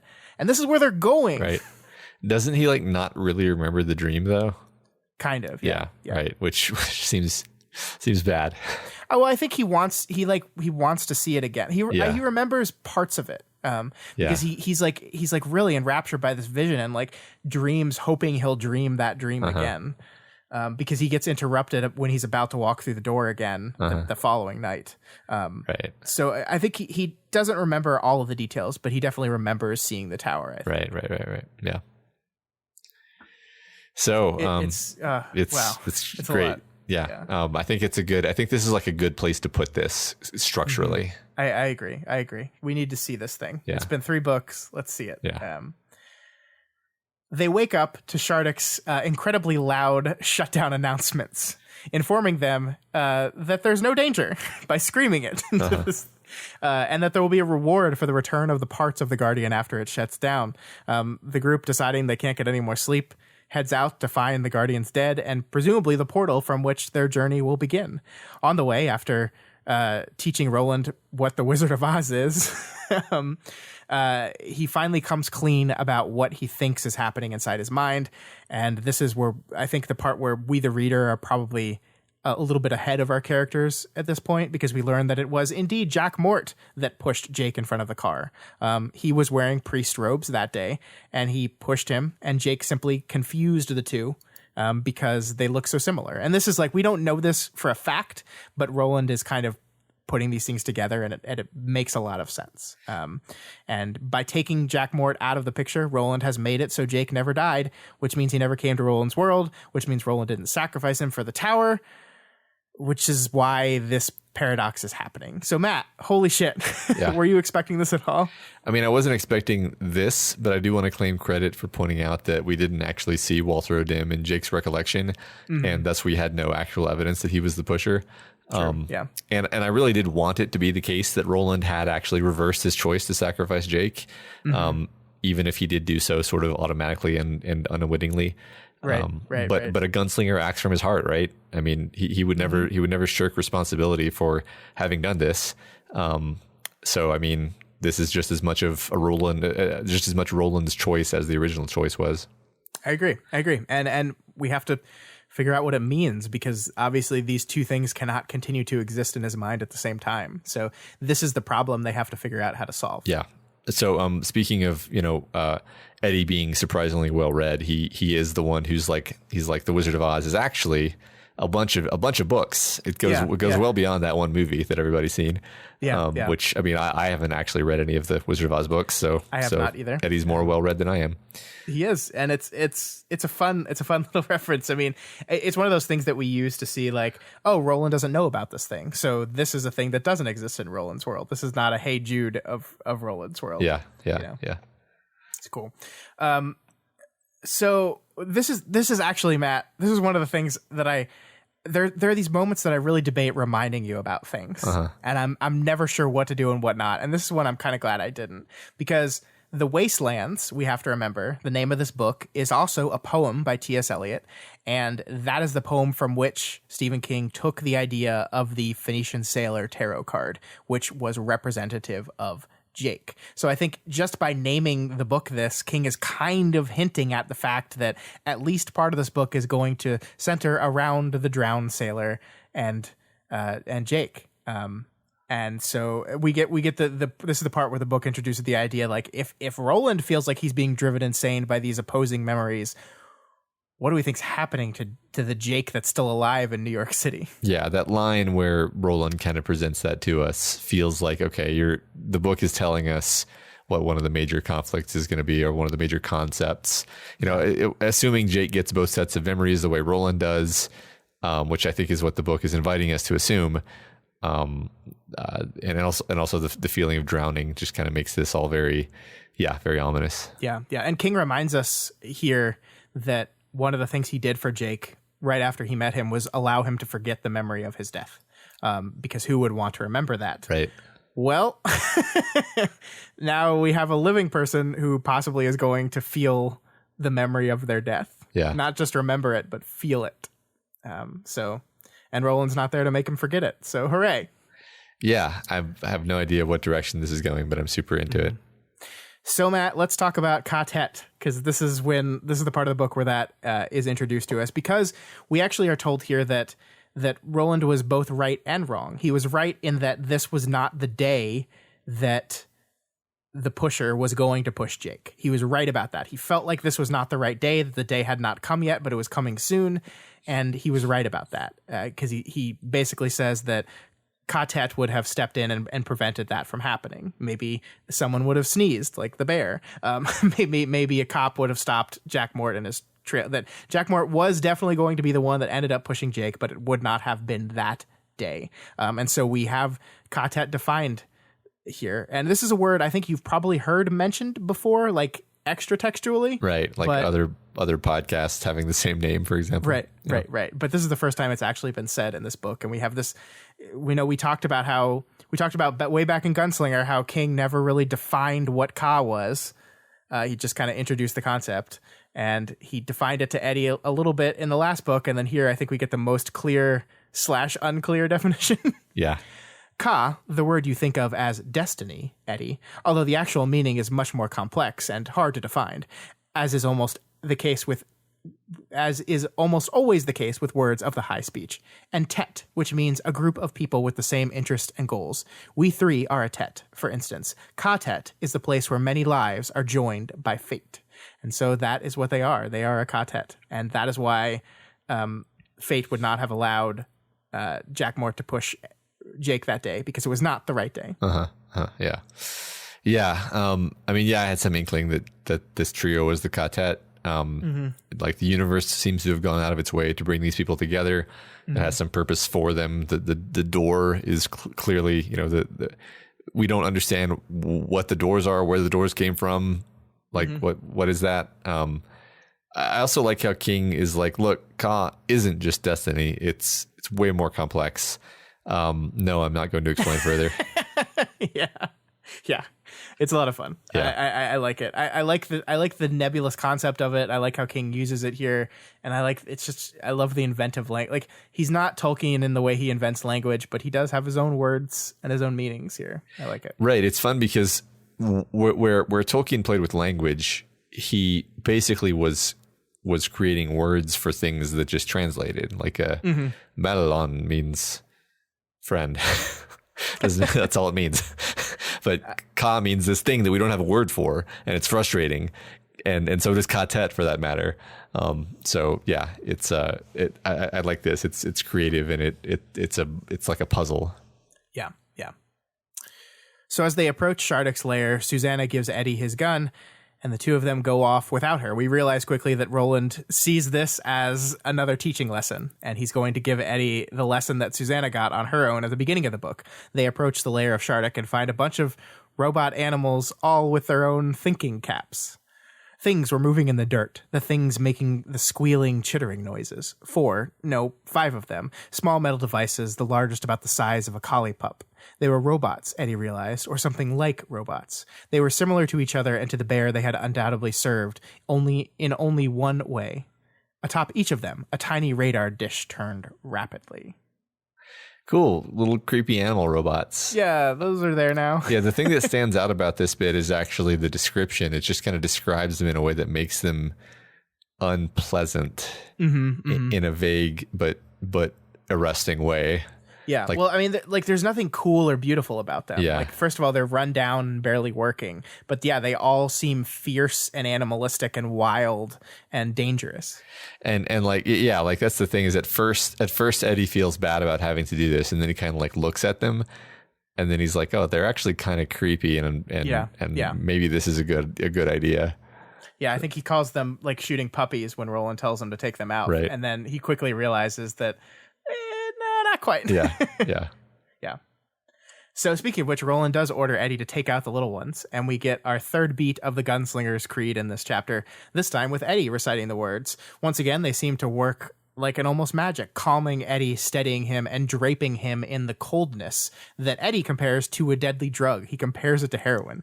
Eddie, like Susannah, misses only once, but Eddie's target is moving and makes he makes a beeline right for Susannah. Roland, continuing the lesson cruelly, as he did back on the beach, stands idly by and lets Eddie act first. Eddie, instead of shooting the mechanical rat, kicks it. He just punts it, and then he walks up to it and shoots it point blank. This is, I think, a really powerful scene, and I love how this echoes the Susannah training session earlier. The ways in which the beats are similar, the ways in which they are different. Roland uses anger and fear and heightened emotion to draw these things out of these people. It's different because they're different people, but right. He does similar things. Yeah, but like the kind of mistake that Eddie makes seems somehow like a more Eddie mistake. Like he does miss, and then he uses the subsequent shot to finish it off, meaning his gun is empty. Yeah. Meaning his gun is empty for the bat swooping in, and he has to be bailed out. Whereas Susannah, when she made her mistake, she winged the sixth target. So yeah, it's all, which is interesting because the sixth target, because Eddie's sixth target comes on wings. Yes, it does. But yeah, it's really interesting, and I again want to like read into it or think maybe this is like paralleling or foreshadowing some situation that's going to happen, but we'll just have to see. I did want to draw attention to the difference between Eddie's reaction to like the feeling of gunslinging versus Susannah's. And if you recall, when the coldness fell over Susannah, she was like, oh, this is how can he stand it, was what she thought. Yeah. But for Eddie, it says he did not know that part of him liked the coldness that fell over him when he spoke the words of the old catechism the gunslinger had taught them, the coldness and the way things seemed to stand forth with their own breathless clarity. There was another part of him which understood that this was just another deadly drug, not much different from the heroin, which had killed Henry and almost killed him, but that did not alter the thin, tight pleasure of the moment. Yeah. So while Susannah was sort of repelled by it while appreciating its qualities abstractly, he sees its danger while sort of wanting it. Yeah. It's almost the exact opposite. They both have what you might call an ambivalent reaction, but his seems more positive than hers. Yeah. I mean, and I think part of that is the allure of the world. Like the world has its grip on him now. Like he's dreaming of the tower. Yeah. He's seeing things in the fire. He's being summoned by the world to do things. He's gonna find a little bit of ash tree that he's gonna know that he must whittle into the key he saw now. So like the world has got him in a way we haven't seen it get Susannah yet. That's true. We haven't really been in her head very much at all. No, that's the most interesting thing about this chapter is you're absolutely right. We start in her head and we see from her perspective very early on, but then we leave her behind and really focus on mostly Eddie. I mean, we're spending some time in Roland to see like how he's being driven insane, and we have to see that stuff from his perspective, but we don't go into Susannah's point of view very much in this chapter at all. Yeah, definitely. So we talked about this earlier, but Eddie's reaction to this moment, so basically Roland tells him to open fire. He does. He misses the rat. The rat comes charging for Susannah for some reason. I think it starts charging toward Eddie and then changes direction to see Susannah. I think the text assumes sensing weakness or something. We don't really understand why it did that, but it heads right for Susannah. And Roland just stands there and Eddie yells at Roland to shoot it and he won't. And then he kicks it. But so he's furious. He's so angry at Roland and turns the empty gun and points it at him. And once again, to echo the earlier beat, this is Roland forcing Eddie to show his teeth, forcing him to get angry, forcing him, like, it's intentionally riling him up, because that is the path to amazing gunslinging. Considering this idea that it went after Susannah, I wonder if these things aren't in communication with their little dish, and they didn't like know that she was the one who killed Shardik. She was the one. Yeah, I don't know. That'd be fun. Yeah. But yeah, I mean, this is all great because like part of you expects this to escalate, this bit with, Eddie pointing a gun at Roland. Like, man, like this is going to be it. This is the conflict that I was talking about earlier. Like, oh yeah, you got to have conflict between your characters. That's how you do storytelling, is you got to have conflict. Yeah. But Roland just kind of lets it slide off him like water off a duck. It's nothing to him. In fact, maybe it's like satisfying to him because he's like, oh good, I've achieved my objective. Right. And I mean, this is probably the closest thing in this book to conflict between these characters. Yeah. Well, and it's interesting because like we know that Roland loves these people, right? Like that's the big thing at the end of the last chapter. He loves Eddie. He loves Susannah. And yet you're right that hurting them, scaring them, making them angry is not something he's overly concerned with. Yeah. Like when I upset my loved ones, I feel bad about it. It seems paternal. Yeah. Because I can tell you, like, I do things 80 times a day that get me screamed at by a 3-year-old specifically, and that's just how that goes. That has nothing to do with any lack of love. It's just like, no, you can't wear that out into the snow, and I'm saying that because I love you. The bathing suit is not appropriate attire, and like that's. So like I do sort of see kind of a fatherly affect there, or maybe just a mentor. Like he is taking on kind of the court role. Yeah. And but yeah, I like it. I like it a lot. Yeah, and of course I think one of the reasons it doesn't escalate further is because the bat robot swoops in and Roland just like easily dispatches it. And I love how the text highlights how fast he moves. Like it's not even like it's almost like magically fast. Like Eddie is just blown away by how fast Roland moves, draws a gun and fires and kills this thing. And the realization here is that, oh, of course, Susannah was never actually in any danger. Yeah. Like had Eddie failed with the rat, Roland would have easily dispatched it.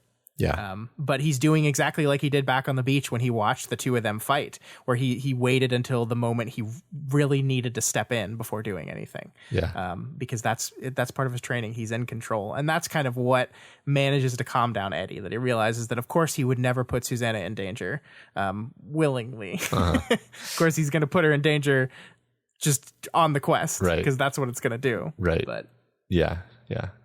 I gotcha. And I love this part as the end of this training session it's actually the same thing that Susannah says to him after this.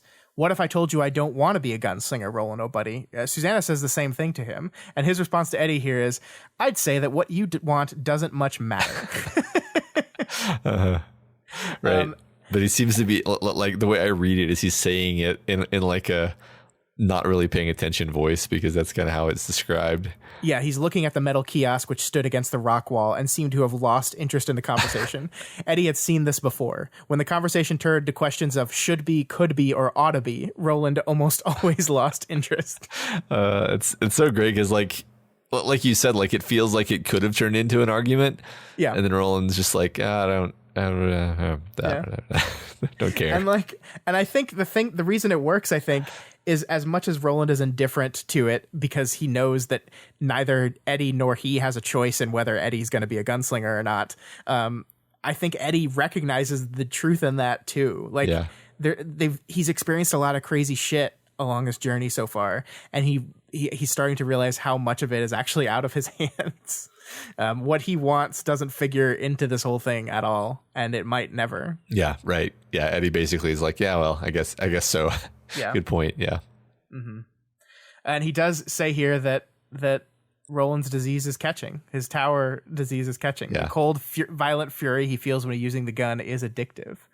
And I love this part, Matt. This realization, this all-powerful realization. He knew in his heart something even worse, that if a door leading back to New York appeared in front of him right now, he might not walk through it, not at least until he had seen the Dark Tower for himself. He was beginning to believe that Roland's illness was a communicable disease. Yeah. Like the idea that like he's not going to go home. Like he fully accepts that. Like I need to see this through to the end. Now I have been brought on board with this. It took him basically the whole last book up to this point to get here, I think, because he basically whined and moaned the whole time they were in Roland's world in the last book. And Roland had sort of kidnapped him, although he did ask him technically. He almost immediately seemed to regret it, but here he's finally like, okay, this is my mission also. Yeah. And again, we kind of don't necessarily see Susannah's point of view on this whole thing. True. Definitely.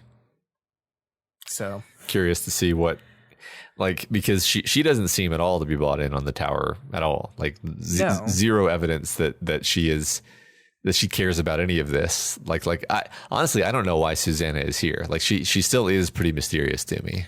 I think she cares about Roland and she cares about Eddie. And I think if we go back to the end of the last book where she's like, you're going to teach me how to do this and I'm going to learn it. And that's what I'm going to do. That's what I'm going to do. I agree that she hasn't caught on to the, I need to see the tower thing, or at least the book has not allowed us to see that, but she is here with these people. She is on board with what the Ka-tet is doing. Yeah. And not necessarily in the role of I want it to. Yeah. At least yet. Yeah, I think you're right. So now we at last turn to the beams, Matt, because the lines connecting the Guardians are not just lines. They are beams. Beams. Yeah, I mean, always capitalized. King is so good at taking normal words and making them like become extremely compelling in your brain. Yeah, I love it. And like they talk about the beams as a form of magnetism, and Roland gets so excited here. It's almost adorable how excited he gets. Yes, not just magnetism, but that's part of it, and gravity, and the proper alignment of space, size, and dimensions. The beams are the force which binds these things together. So it is not just the tower itself that encompasses the world. Like, remember back in Gunslinger, like the tower is size, we were told, but the tower is the center point of this wheel that holds the universe together, and the beams are the spokes, basically. Yeah. And of course, now we have the full scope of our journey for the first time. Find the portal, which they've done, find the beam, and follow the beam to the tower. And Roland here demonstrates how you can almost see them if you look hard enough, how things are kind of subtly pulled along its path, how shadows kind of pull that direction, clouds, birds, plants, everything when it enters the path of the beam kind of pulls a bit. And that means following the path should be easy, right? Once you find it, you really can't lose it because it's pulling you a little bit. Should be. I mean, in theory, right? Yeah. Because I mean, obviously we got a bunch of books ahead of us, so I assume difficulties, but I love this idea of this, this corridor that the beams form for them. Yeah, and it's a fun thing that the fandom now does, which I can now show you. Like, people post images after images of like when clouds form in a certain way where it looks like they're in a straight line. People I found the beam. Yeah. Or like those corridors of trees, maybe. I don't know. Right. Yep. I don't know if that's exactly what the beams look like at all, but yeah, that sounds fun. I think it's a little more subtle. Yeah. Like it's just a slight pull that if you're looking for it, you can see, but like if you're not, you wouldn't. Like, I love when we watch the birds come into it, and it's like the birds enter the beam and their course is just altered slightly to the southeast, just a little bit, and then once they fly out of the path, they righten back towards the direction they were going. It's just a little pull. Yeah. As you pass through it. Yeah, it's cool. Really cool. All right, so then we get like this journey is easy but really long, and this is when King maybe tries to explain why left was east last book. Everything in the world is either coming to rest or falling to pieces, he said flatly. At the same time, the forces which interlock and give the world its coherence in time and size as well as in space are weakening. We knew that even as children, but we had no idea what the time of the end would look like. How could we? Yet now I am living in those times, and I don't believe they affect my world alone. They affect yours, Eddie and Susannah. They may affect a billion others. The beams are breaking down. I don't know if that's a cause or only another symptom, but I know it's true. So size is meaningless now. Things are getting bigger. Things are changing. Not just time is soft. The world is soft. Yeah, like the laws of physics are breaking down, sort of. Yeah. The idea that the world is stretching out, like it reminds me of cosmic inflation. It's so great. It makes me wonder if there's not some like inevitable big rip on the horizon, like what some theorists think might happen to our universe as the space-time of our universe stretches and stretches and stretches. It's sort of a fun like sci-fi horror concept, I guess. Yeah, I like that. That's cool. This might be our first hint, like as to what the fuck the point of all this is. Like, because like, okay, the beams are weakening, everything's falling apart. We don't know the cause or the effect, but we know that it's bad, and we know that it could destroy the multiverse if this process continues. And what lies at the center of all this? The Dark Tower. So Roland doesn't say it out loud, but I think we automatically ask, okay, if they get to the tower, can they avert this? Yeah. Can they fix it? Yeah. And I think you have to assume that the answer to that is yes, or at least that Roland believes the answer to that is yes. Yeah. And it kind of solves the mysteries of last chapters when he would say things like it's bigger, it's more important than all this. It's the most important thing. Right. Exactly. Like that's exactly what I mean. This is the book sort of telling us like, okay, yeah, it's the most, it's all the multiverses hinge on this. And again, it doesn't actually come right out and say like, my goal is to fix this. My goal is to stop this. But I think you can't help but kind of fill in that blank. Yeah, definitely. And it's exciting. I mean, we don't know where this is going, and I love that like they're like, I don't know how long it's gonna take. Look, it took me 20 years to go what used to be 200 miles. Yeah. So who knows how long this is? Like, it's just like, once we talked last week about maps and about like a clear path forward, and like we know where Mordor is now, but we have no idea how like the distance between here and there. Uh-huh. Yeah, I like that framing. That's funny. Yeah. Okay. Yeah. Cool. Never mind. No, go ahead. I was going to try to make some bizarre comparison between like the beams and like the idea that I was going to try to make a Lord of the Rings comparison, but it didn't come together. I am trying to keep my eyes open for more of those like overt Lord of the Rings comparisons, and I haven't noticed any yet in this book. I mean, there's a giant bear. There are giant bears in Lord of the Rings actually in The Hobbit, but it's in the lore anyway. Sure. But there's nothing really that like jumps out to me as like oh yes, this reference. Yeah. Yeah, so one of the things we haven't talked about yet is the portals, right? So we know that the beams extend from these portals and out towards the center, right? And they're standing next to this portal, and it's definitely mechanical, right? There's a computer, but as Eddie walks up to it, he gets this really creepy feeling, like it reminds him of this haunted house that he would see back in New York. And so it's like there's something very haunted and like haunted, I think is what King says. And it's like there's repetition there to really drive that point home. And we're not sure why, right? Like one thing King doesn't answer is like, okay, so this world has portals along the edge of it. Where do they go? Right. What did they do? We specifically note how they're different from the doors that drew the people here. So they're not the same thing. They don't go to the same place theoretically. But they're portals. They don't go to where? Like we don't understand any of that. Like I mean, and no one asks either. Like that would be one of the first things I would say. I would think would be like, okay, where do the portals go? Why are there portals? They're portals to something or somewhere. Well, I mean, Roland, up until like a day ago, thought this was all just myth. So I think he doesn't know the answer to any of that. Yeah. Also, I mean, this kind of causes me to to like notice that he says that the portals are like in a ring around his world, as if his world is like flat or something. So yeah, maybe that is I'm interesting. Over-interpreting that particular. Well, yeah, I mean, I think like Eddie asked the question is like, what's beyond them? Like, okay, this is a portal. This is the edge of the world. What's out there? And Roland's like, Yeah. yeah. Yeah.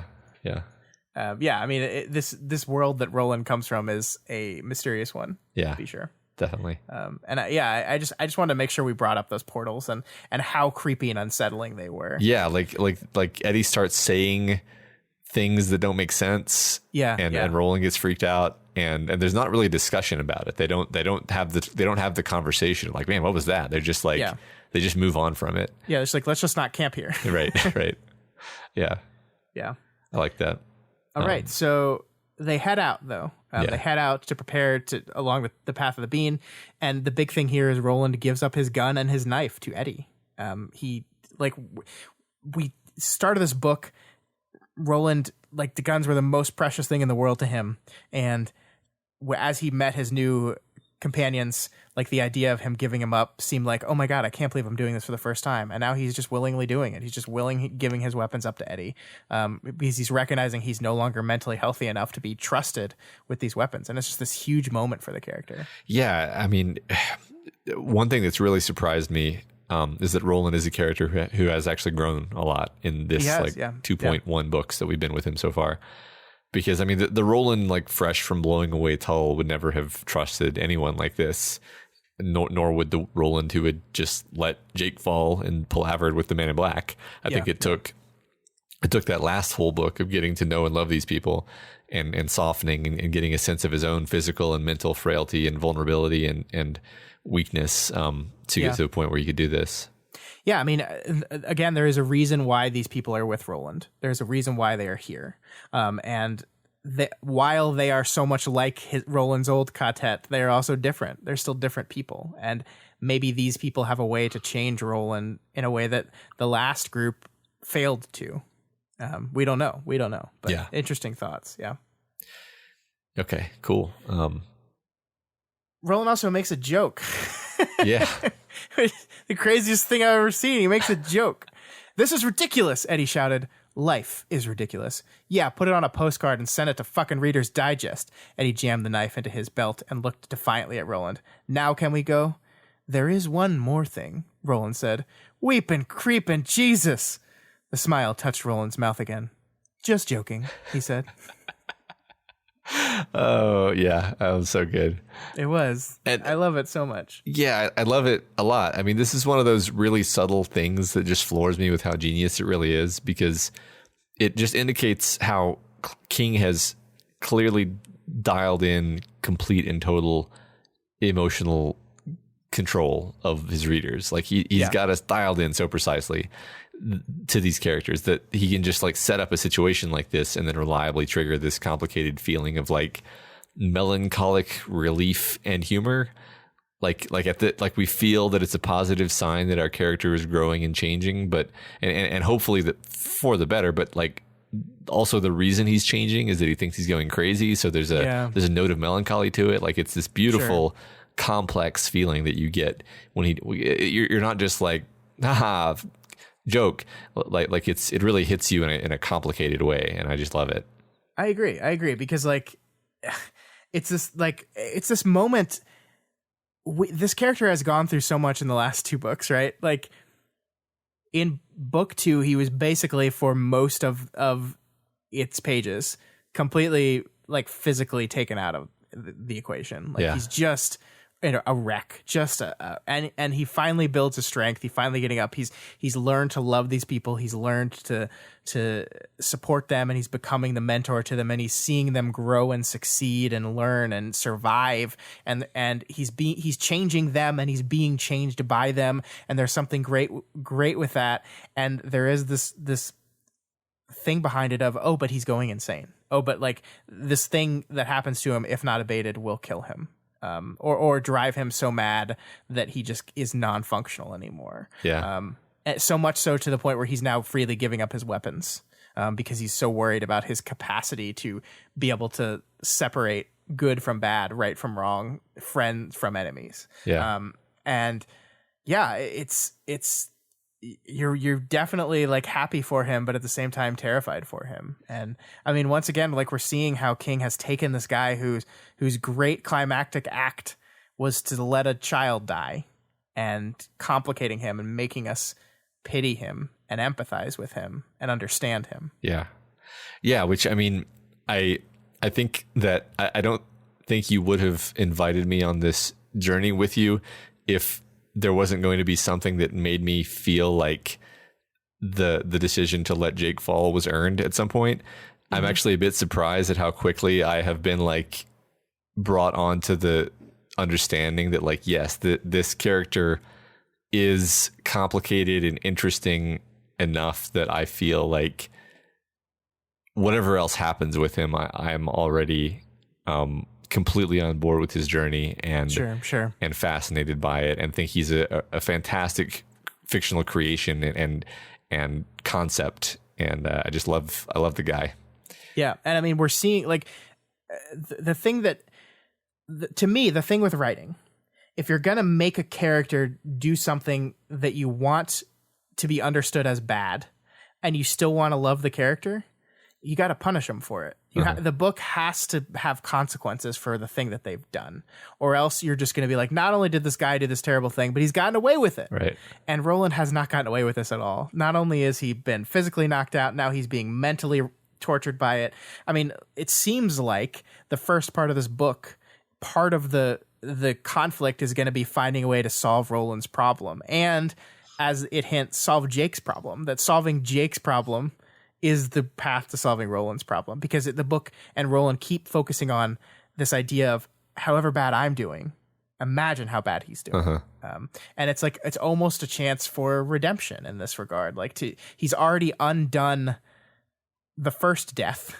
Can he undo the second, quote unquote, if you get me? Yeah. Yeah. I mean, it gives him an opportunity to actually redeem himself rather than, because like we said, he made the choice to stop Jack Mort in a sort of automatic way, not really thinking through the possible consequences. And so in a sense, it doesn't really count as like undoing the choice that he made in the first place. Yeah. So this is giving him the chance to maybe more fully take ownership of that. Yeah. And I mean, there are other worlds than these. He's let his world, Jake, die. He's not going to let another world's Jake die. I think it's just wonderful. Yeah. But yeah. All right. So our characters move on, and a day into their travel, Eddie stops the group because he spots the limb of an ash tree, and he sees inside that ash tree the key he saw in the fire. He cuts it down. He confuses the hell out of Susannah, but Roland, ever the observant one, sees something. He sees that Eddie has a secret that he still won't tell just yet.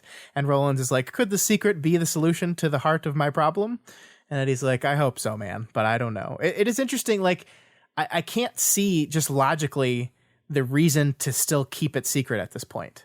We just don't know why he's choosing to do that, but it just feels right to him. Yeah, I don't think there is a logical reason. I think maybe he's getting some of Roland's like intuitive decision making, where he's just like Roland will just be like, this way, definitely this way. Sure. And but on the other hand, I don't want to just be like, yeah, definitely it's a good choice, because this is all coming from these dark, strange dreams that could be bad, could be leading him astray. So yeah, it is still definitely ominous. I think you're right there, and I think that's exactly where King wants you. Yeah. This vision he saw could be the solution to their problems, or it could be leading into exactly the thing that the bad side wants him to be. We just don't know. And by keeping it a secret, like he could give this out, and Roland would be like, "No, don't do that. That's the worst fucking idea I've ever heard. Yeah, that's a terrible idea. Don't do that." And yet he's keeping it a secret. Yeah. The chapter ends with Roland attempting to sleep again and thinking of Jake, wondering where Jake is and how Jake is doing. So hints that the book is going to move towards dealing with this problem directly. And we should say that part one of this book is divided into two parts, and part one is called Jake. So I don't think it's a spoiler for me to say It's going to deal with Jake. It's all just a red herring. Yeah, Jake it's actually Jake. Yeah, and that's a new character they're going to meet. Right, they're going to find him in the drawers, and yeah. Okay. There is one thing I forgot to mention before we go, though. Something I found interesting that I thought would be fun to bring up. We learn in this chapter that Roland's magic, his bullet trick, is not like a gunslinger thing. We learn actually that he was taught this magic by Martin, by Walter O'Dim, which I just found interesting. I don't know if I had noticed that ever in the past, but I noticed it on this reread, and I was like, huh, that's interesting, right? That's like not something he can or maybe will be able to teach Eddie or Susannah. It's something that was taught to him by his enemy. Yeah, that was a really interesting moment because it makes it actually seem. I mean, we did have a sense back when that happened that it was magic, that it wasn't just like, oh yeah, he knows how to hypnotize people. It's like, yeah, that's not how hypnotism really works. But we thought it was just like gunslinger magic. We thought it was just gunslinger magic, but now we understand that it's just magic. I mean, yeah, I don't know. It'll be interesting to see if Martin taught him any other tricks that he uses. Fascinating. Yeah. All right, so that is it for us here on Kingslingers this week. We will be back next week for Chapter 2 of The Wastelands, entitled Key and Rose. And I think you know what those two things are now, Matt. I do. I'm ready to see the key and the rose. All right. Remember, you can reach out to us at kingslingerspod@gmail.com or on Twitter. Oh, we skipped the discussion. Yeah, we did. That's why you were talking like you were very confused with me. I was hesitating. I could have just said something like that, but it's okay. Hey guys, we have a discussion question, and this week's discussion question is: what are the drawers? And do you have any places in your life that you would describe that way? That's really interesting. That's a super, super interesting question. Yeah. Okay. Awesome. And all right, so that's it for us here on Kingslingers. We'll be back next week for Chapter 2 of The Wastelands, Key and Rose. Yeah, I know what those words mean now. Yeah. And remember, you can reach out to us via email at kingslingerspod@gmail.com or on Twitter at doofmedia. Yeah, those are two places where you can submit answers to your discussion question. Can also do it on the YouTube, on the page, or at our subreddit. That is the reddit.com/r/doofmedia. Yeah. And if you're not already subscribed to Kingslingers, do it. You won't miss any episodes. We had someone comment that, why is there only one episode? And I'm like, there's not. There's 10. Subscribe to us on iTunes, on Stitcher, on Spotify, on YouTube, on Google Play, and pretty much anywhere else you can listen to podcasts. Yeah. And if you like this show or any of our other shows and you want to support us, the Doof Network, consider donating to our Patreon account at patreon.com/doofmedia. If you donate to us at the $5 per month level, you will get to hang out with us once a month at our monthly Doof and Chill sessions, as we and usually a bunch of other folks hang out. And there's also a bunch of other great bonuses if you go check out the Patreon. Yeah, tons of stuff there. And if you cannot afford to donate to us right now, that is absolutely okay.